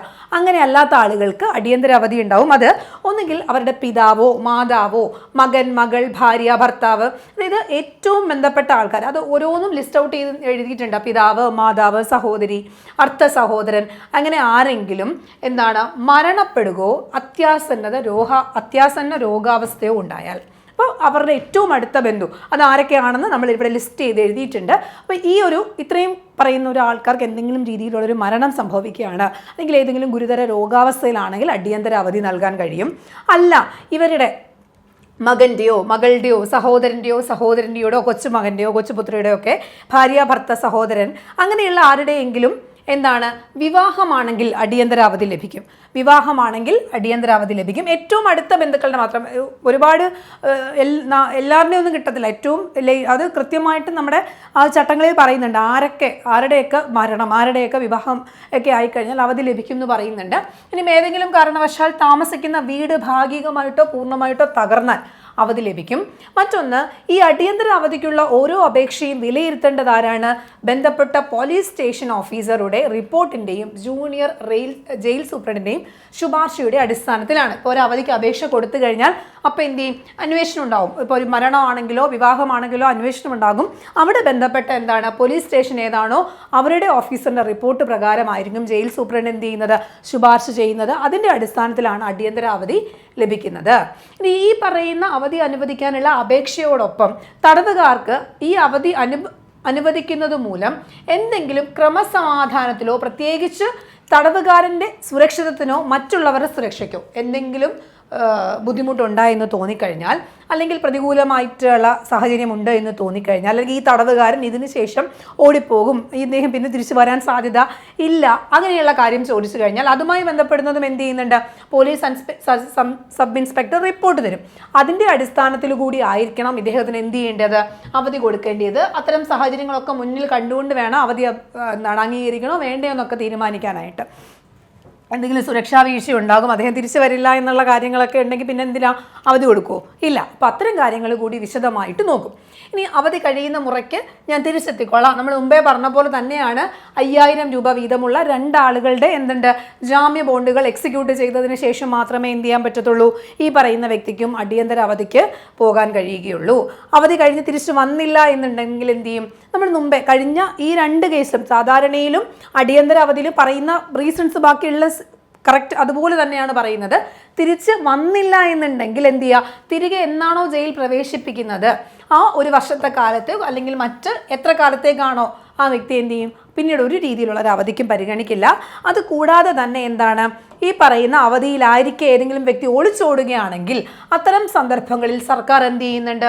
ഒരു സാഹചര്യത്തിലും സർക്കാർ ക്രമീകരിച്ച് നൽകുന്ന ഒരു സാഹചര്യത്തിലും ഒരു അവധിക്കും അനുവദിക്കാൻ പാടുള്ളതല്ല. അപ്പം ഇത്രയും കാര്യങ്ങൾ ഇത് നമ്മൾ സാധാരണ അവധിയിലും പറഞ്ഞ അതേ കാര്യങ്ങൾ തന്നെയാണ് റിപ്പീറ്റ് ചെയ്യുന്നത്. കാരണം അവധിയിൽ ബാക്കിയുള്ള കാര്യങ്ങളൊക്കെ സെയിം ആണ്. ആകെ വ്യത്യാസം വരുന്നത് അവധിയുടെ എങ്ങനെയാണ് അവധി നൽകുന്നത് എന്നുള്ള കാര്യത്തിൽ മാത്രമാണ് ഒരു വ്യത്യാസം വരുന്നത്. ഒരാൾ ജയിലിൽ കയറിയില്ലെങ്കിൽ എന്ത് സംഭവിക്കും? ഇതിലൊന്നും ഒരു വ്യത്യാസവും ഉണ്ടാവില്ല. ഇനി ഇതുപോലെ തന്നെ നമ്മൾ മുമ്പേ പറഞ്ഞു, താഴെ പറയുന്ന വിഭാഗം ആൾക്കാർക്ക് വിടുതൽ ചെയ്യുന്നതിനുള്ള അർഹത ഉണ്ടാവില്ല. ഏതൊക്കെയാണ്? പതിവ് കുറ്റക്കാരാണെങ്കിൽ അവധി ഉണ്ടാവില്ല. പിന്നീട് ശിക്ഷിക്കപ്പെട്ട തടവുകാർ, ബലാത്സംഗ കേസിലൊന്നും ശിക്ഷിക്കപ്പെട്ട ആൾക്കാർക്ക് ഈ പറയുന്ന അവധികളൊന്നുമില്ല. അപകടകാരികളായിട്ടുള്ള ആൾക്കാർ, മാനസിക രോഗാവസ്ഥയുള്ള ആൾക്കാർ, അങ്ങനെയുള്ള ആൾക്കാർ, പകർച്ചവ്യാധിയുള്ള ആൾക്കാർ, ഇത്തരം ആളുകൾക്കൊന്നും എന്ത് ചെയ്യില്ല, അവിടെയും അവധി നൽകുന്നതല്ല. അതും കൂടി നിങ്ങൾ ഓർത്ത് വെച്ചിരിക്കുക. ഇതും സാധാരണ അവധിയിലും ബാധകമാണ്, അടിയന്തര അവധിയിലും ബാധകമാണ്. മറ്റൊന്ന്, അടിയന്തര അവധി ഒരു പ്രാവശ്യം പരമാവധി അനുവദിക്കുന്നത് 15 ദിവസത്തേക്കായിരിക്കും. ഒരു ദിവസം പരമാവധി 15 ദിവസത്തേക്കായിരിക്കും എന്ത് ചെയ്യുന്നത്? അടിയന്തര അവധി അനുവദിക്കുന്നത് എന്നുള്ളത് ഈ ഒരു ചട്ടത്തിൽ പറയുന്നുണ്ട്. കൃത്യമായിട്ട് എത്ര ദിവസം അടിയന്തര അവധി എന്ന് പറയുന്നുണ്ട്. ഒരു പ്രാവശ്യം 15 ദിവസത്തേക്കായിരിക്കും. ക്ലിയർ ആണല്ലോ? ഇനി ജയിൽ സൂപ്രണ്ടിന് ഒരു സമയം 10 ദിവസത്തേക്ക് അടിയന്തര അവധി കൊടുക്കാം. അതുപോലെ തന്നെ അത് ഡയറക്ടർ ജനറലാണെങ്കിൽ 15 ദിവസത്തേക്കിന്. ജയിൽ സൂപ്രണ്ട് ആണെങ്കിൽ അടിയന്തര അവധി 10 ദിവസം വരെ അടിയന്തര അവധി അനുവദിക്കാൻ അധികാരമുണ്ടായിരിക്കും. എന്നാൽ അത് ഉൾപ്പെടെ അതും കൂടി ചേർത്തുകൊണ്ട് 15 ദിവസം വരെയുള്ള കാലയളവിലേക്ക് ഡയറക്ടർ ജനറലും തുടർന്ന് ഒരു പ്രാവശ്യം 15 ദിവസം വരെയുള്ള കാലയളവിലേക്ക് ആഭ്യന്തര വകുപ്പ് സെക്രട്ടറിക്കും അവധി അനുവദിക്കാം. ഇപ്പം 10 ദിവസമാണ് ജയിൽ സൂപ്രണ്ടിന്, അതുൾപ്പെടെ 15 ദിവസത്തേക്കിന് ഡയറക്ടർ ജനറലിന്. ഇത് കൂടാതെ എന്താണ്, തുടർന്നൊരു 15 ദിവസത്തെ അവധിക്ക് ആഭ്യന്തര വകുപ്പ് സെക്രട്ടറിക്ക് എന്ത് ചെയ്യാൻ പറ്റും, അടിയന്തര അവധി അനുവദിക്കാനുള്ളൊരു ഇതുണ്ടെന്നാണ് ഈ ഒരു സെക്ഷനിൽ തന്നെ പറയുന്നുണ്ട്. ദീർഘിപ്പിക്കണമെങ്കിൽ ഏതെങ്കിലും ഒരു സമയത്ത് അടിയന്തര അവധി ദീർഘിപ്പിക്കണം, കുറച്ച് നാളും കൂടി കണ്ടിന്യൂ ചെയ്യണമെന്നുണ്ടെങ്കിൽ പരമാവധി അത് 45 ദിവസമാണ്. പരമാവധി 45 ദിവസം കവിയാതെ അടിയന്തര അവധി ദീർഘിപ്പിക്കാൻ കഴിയും. ആ അധികാരം സർക്കാരിനാണ്. അവധി ദീർഘിപ്പിക്കാനുള്ള അധികാരം സർക്കാരിനാണ്. അത് 401-ാമത്തെ ചട്ടത്തിലാണ് പറയുന്നത്. 401-ാമത്തെ ചട്ടത്തിലാണ് പറയുന്നത്. ഇനി 402-ാമത്തെ ചട്ടത്തിൽ അവധിക്കുള്ള അപേക്ഷകളെ കുറിച്ച് പറയുന്നു. അടിയന്തര അവധിക്കുള്ള അപേക്ഷകളെ കുറിച്ച് 402-ലാണ് പറയുന്നത്. അടിയന്തരവും പറയുന്നുണ്ട്, സാധാരണവും പറയുന്നുണ്ട്. അവധി ഏതൊരു അവധിയായാലും ആദ്യ സാധാരണ അവധിക്കുള്ള അപേക്ഷ ആർക്ക് നൽകണം, ഡയറക്ടർ ജനറലിന് നൽകണം. ആദ്യം ഒരു സാധാരണ അവധിക്കാണെങ്കിൽ അത് ആർക്ക് കൊടുക്കണം, ഡയറക്ടർ ജനറലിന് കൊടുക്കണം. അടിയന്തര അവധിക്കുള്ള അപേക്ഷകൾ അവധി അനുവദിക്കപ്പെടേണ്ട തടവുകാർ ശിക്ഷ അനുഭവിച്ചു കൊണ്ടിരിക്കുന്ന ജയിലിലെ സൂപ്രണ്ടിന് നൽകണം. സാധാരണ അവധിക്കുള്ള അവധി ഡയറക്ടർ ജനറലിന് കൊടുക്കണം. ഇനി അടിയന്തരമാണെങ്കിൽ അത് ഏത് ജയിലിലാണോ, ഏത് പ്രിസണിലാണോ അവിടുത്തെ ജയിൽ സൂപ്രണ്ടിന് വേണം അപേക്ഷിക്കാനായിട്ട്. അപ്പോൾ അതേത് ചട്ടമാണ്, 402-ാമത്തെ ചട്ടത്തിൽ പറയുന്നു. 403-ൽ ആരാണ് അവധിക്ക് അപേക്ഷ നൽകേണ്ടത് എന്നുള്ളതാണ്. ആര് നൽകണം, ഒന്നുകിൽ തടവുകാരനോ അല്ലെങ്കിൽ തടവുകാരൻ്റെ ബന്ധുവിനോ. ഒന്നുകിൽ തടവുകാരന് അവധിക്ക് അപേക്ഷ വെക്കാം, അല്ലെങ്കിൽ അദ്ദേഹത്തിൻ്റെ ബന്ധുവിന് കൊടുക്കാം. ഇല്ലെങ്കിൽ അവധി അനുവദിക്കുന്ന സമയത്ത് ജാമ്യക്കാർ അവരുടെ ഈട് തെളിയിക്കുന്ന സോൾവൻസി സർട്ടിഫിക്കറ്റ് അല്ലെങ്കിൽ demand draft, cash deposit, security deposit രസീതൊക്കെ എന്ത് ചെയ്യണം, ഹാജരാക്കേണ്ടതാണ്. എന്തെങ്കിലും രീതിയിൽ അവധി വ്യവസ്ഥകൾ ലംഘിക്കാതെ തടവുകാരൻ എന്ത് ചെയ്യണം, കൃത്യസമയത്ത് അവധി കഴിഞ്ഞ് ജയിലിൽ പ്രവേശിച്ചു കഴിഞ്ഞാൽ ജാമ്യ ഈട് തിരികെ നൽകുന്നതാണ്. അപ്പം ജാമ്യ ഒരു ഈട് വെച്ചിട്ടാണ് പുറത്തേക്ക് പോകുന്നത്. തിരിച്ച് കൃത്യസമയത്ത് ചെല്ലുവാണെങ്കിൽ ഈ ഈട് എന്ത് ചെയ്യാൻ പറ്റും, തിരിച്ചു കൊടുക്കുന്നതായിരിക്കും. ഇനി എന്തെങ്കിലും രീതിയിലുള്ള കള്ളക്കടത്ത്, വിദേശ നാണയ വിനിമയ നിയന്ത്രണം, അങ്ങനെയുള്ള ലംഘനം, കള്ളനാണയ കേസ്, കള്ളനോട്ട് കേസ്, അങ്ങനെയുള്ള കാരണങ്ങൾ ശിക്ഷിക്കപ്പെട്ടുള്ള ഏതൊരു വ്യക്തിക്കും എന്ത് ചെയ്യില്ല, അവധിക്ക് അർഹത ഉണ്ടായിരിക്കില്ല. അതെല്ലാ അവധി, അത് അടിയന്തരമായാലും സാധാരണ അവധിയായാലും ഇത്തരം അവധി എന്ത് ചെയ്യില്ല, ഈ പറയുന്ന കുറ്റകൃത്യങ്ങൾ ചെയ്ത വ്യക്തികൾക്ക് ലഭിക്കില്ല. അപ്പം അങ്ങനെയുള്ള ആൾക്കാർ അപേക്ഷ നൽകിയിട്ട് വല്ല കാര്യമുണ്ടോ, ഇല്ല. അപ്പോൾ അത് 403-ആണ്. ഇനി 404 എന്ന് പറയുന്നത് അപ്പീലുമായി ബന്ധപ്പെടുന്ന കാര്യമാണ്. അപ്പീൽ എന്ന് പറയുന്നത് ഏതെങ്കിലും അവധി അപേക്ഷ നിരസിച്ചു, ഞാനിപ്പോൾ ഒരു അവധിക്ക് കൊടുത്തു, എനിക്കത് നിരസിച്ചു കഴിഞ്ഞാൽ, ഒന്ന് സൂപ്രണ്ടാണ് ഒരു അവധി അപേക്ഷ നിരസിക്കുന്നത് എന്നുണ്ടെങ്കിൽ അത് ആ ഉത്തരവിനെതിരെ എനിക്ക് എവിടെ പോവാം, ഡെപ്യൂട്ടി ഇൻസ്പെക്ടർ ജനറൽ പോവാം. ഡെപ്യൂട്ടി ഇൻസ്പെക്ടർ ജനറൽ ആണെങ്കിൽ സാധാരണ അവധിയോ അടിയന്തര അവധിയോ നിരസിച്ചാൽ അതിനെതിരെ നമുക്ക് ഇൻസ്പെക്ടർ ജനറലിൻ്റെ അടുത്ത് പോവാം. ഇനി അദ്ദേഹവും ആ ഒരു അവധി നിരസിച്ചു കഴിഞ്ഞാൽ ഡയറക്ടർ ജനറലിൻ്റെ അടുത്തേക്കും, ഇനി അദ്ദേഹവും അവധി ചെയ്ത് കഴിഞ്ഞാൽ എന്ത് ചെയ്യും, സർക്കാരിലേക്കും അപ്പീൽ പോകാൻ പറ്റും. അപ്പം ആദ്യം സൂപ്രണ്ടിന് കൊടുക്കുക, അയാൾ സൂപ്രണ്ട് നിരസിച്ചു കഴിഞ്ഞാൽ നമുക്ക് ഡെപ്യൂട്ടി ഇൻസ്പെക്ടർ ജനറലിൻ്റെ അടുത്ത് പോവുക. ഡെപ്യൂട്ടി ഇൻസ്പെക്ടർ ജനറൽ അത് നിരസിച്ചു കഴിഞ്ഞാൽ ഇൻസ്പെക്ടർ ജനറൽ നിരസിച്ചു കഴിഞ്ഞാൽ അത് ഡയറക്ടർ ജനറലിലേക്ക് പോവുക. ഇനി അവിടുന്ന് നമുക്ക് അവധി നിരസിക്കുകയാണ് എന്നുണ്ടെങ്കിൽ ഡയറക്റ്റായിട്ട് നമുക്ക് എന്ത് ചെയ്യാൻ പറ്റും, സർക്കാരിലേക്ക് അതിനെതിരെയുള്ള അപ്പീൽ ഫയൽ ചെയ്യാൻ പറ്റും. 404-ാമത്തെ ചട്ടത്തിലാണ്. ക്ലിയർ ആണല്ലോ? 404-ാമത്തെ ചട്ടമാണ് അപ്പീലുമായി ബന്ധപ്പെട്ടുന്ന ചട്ടം. അടുത്ത 405 ജാമ്യത്തുക ഒടുക്കുന്നതിൽ നിന്നുള്ള ഒഴിവാക്കൽ.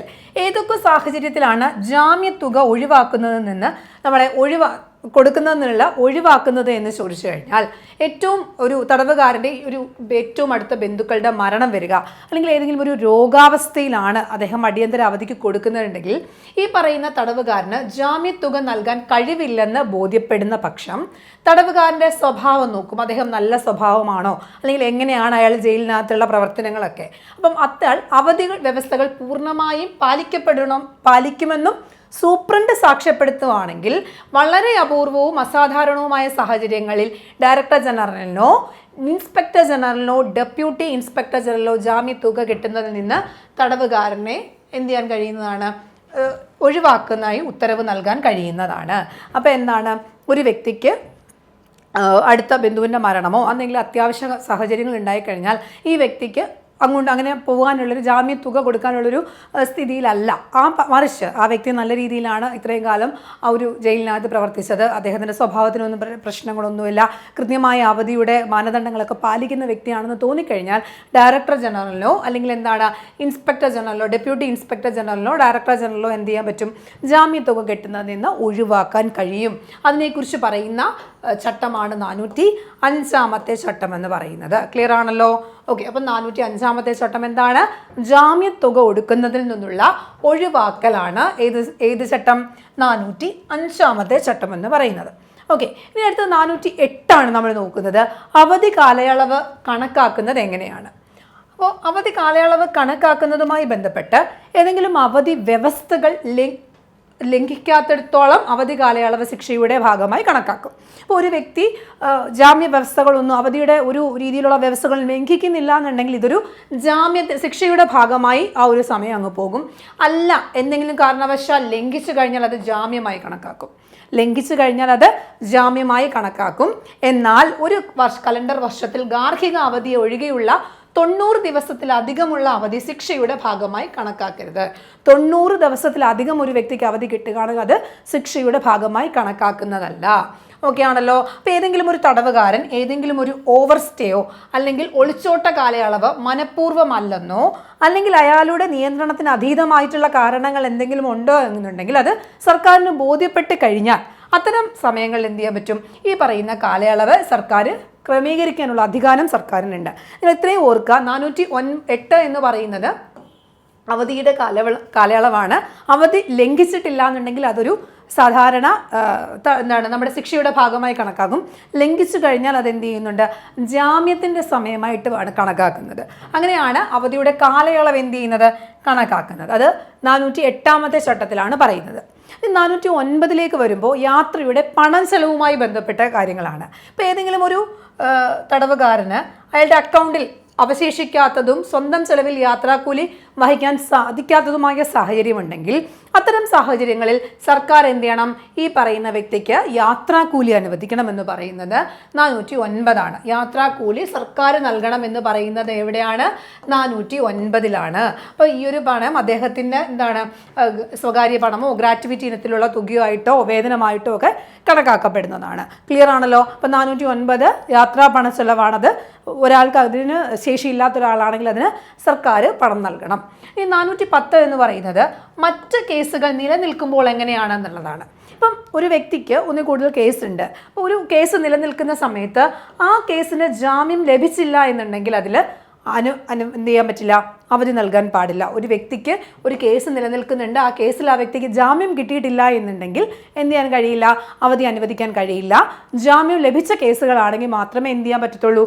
അവധിക്ക് പരിഗണിക്കാൻ കഴിയത്തുള്ളൂ. അതേതാണ്? 410 ചട്ടത്തിലാണ് പറയുന്നത്. ക്ലിയർ ആണല്ലോ?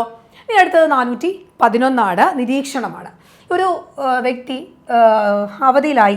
അവധിയിൽ പോയി കഴിഞ്ഞാൽ ജയിലിൽ നിന്ന് അവധിയിൽ പ്രവേശിച്ചു കഴിഞ്ഞാൽ അവരവരുടെ തോന്നിയ പോലെ വിടുവാണോ? അല്ല, അവർ കൃത്യമായി നിരീക്ഷണത്തിലായിരിക്കും.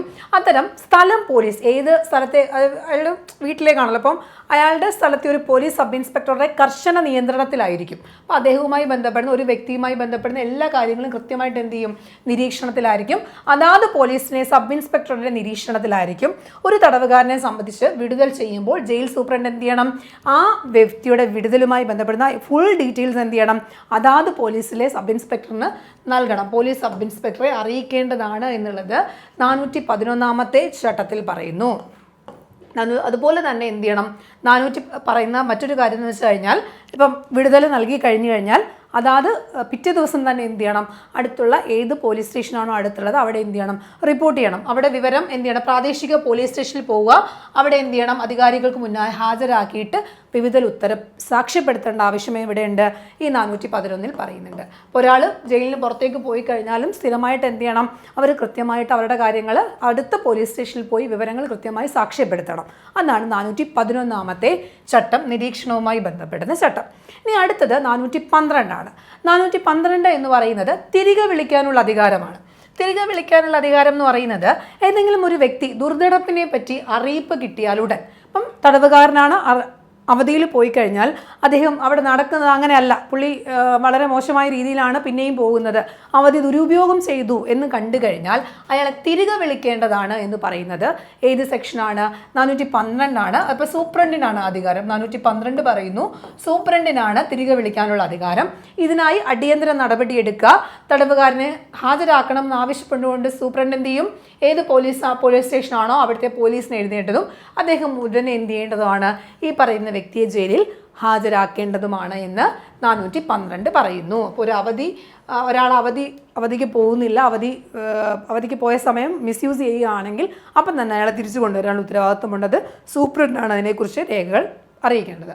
ഇനി അടുത്ത ചട്ടം എന്ന് പറയുന്നത് 413 413 എന്ന് പറയുന്നത് വിടുതൽ സമയമാണ്. അപ്പോൾ ഒരു വ്യക്തിയെ അവധിയിൽ പോകുന്ന ഒരാളെ എപ്പോഴാണ് വിടേണ്ടത് എന്ന് പറയുന്നതാണ് വിടുതൽ സമയം. ഏതൊരു വ്യക്തിയും അവധിയിൽ വിടുതൽ ചെയ്യുന്നതിന് ഏതൊരു ദിവസവും സൂര്യോദയത്തിന് ശേഷവും ലോക്കപ്പിന് മുമ്പും ആയിരിക്കേണ്ടതാണ് എന്നുള്ളതാണ് ഈ പറയുന്ന ചട്ടത്തിൽ പറയുന്നത്. അപ്പം രാവിലെ സൂര്യോദയത്തിന് ശേഷം എന്ന് പറയുമ്പോൾ രാവിലെയും, ലോക്കപ്പിന് മുമ്പ് എന്ന് പറഞ്ഞാൽ ലോക്കപ്പ് അടയ്ക്കുന്നതിന് മുമ്പ്, ജയിൽ അടയ്ക്കുന്നതിന് മുമ്പും എന്ത് ചെയ്യണം?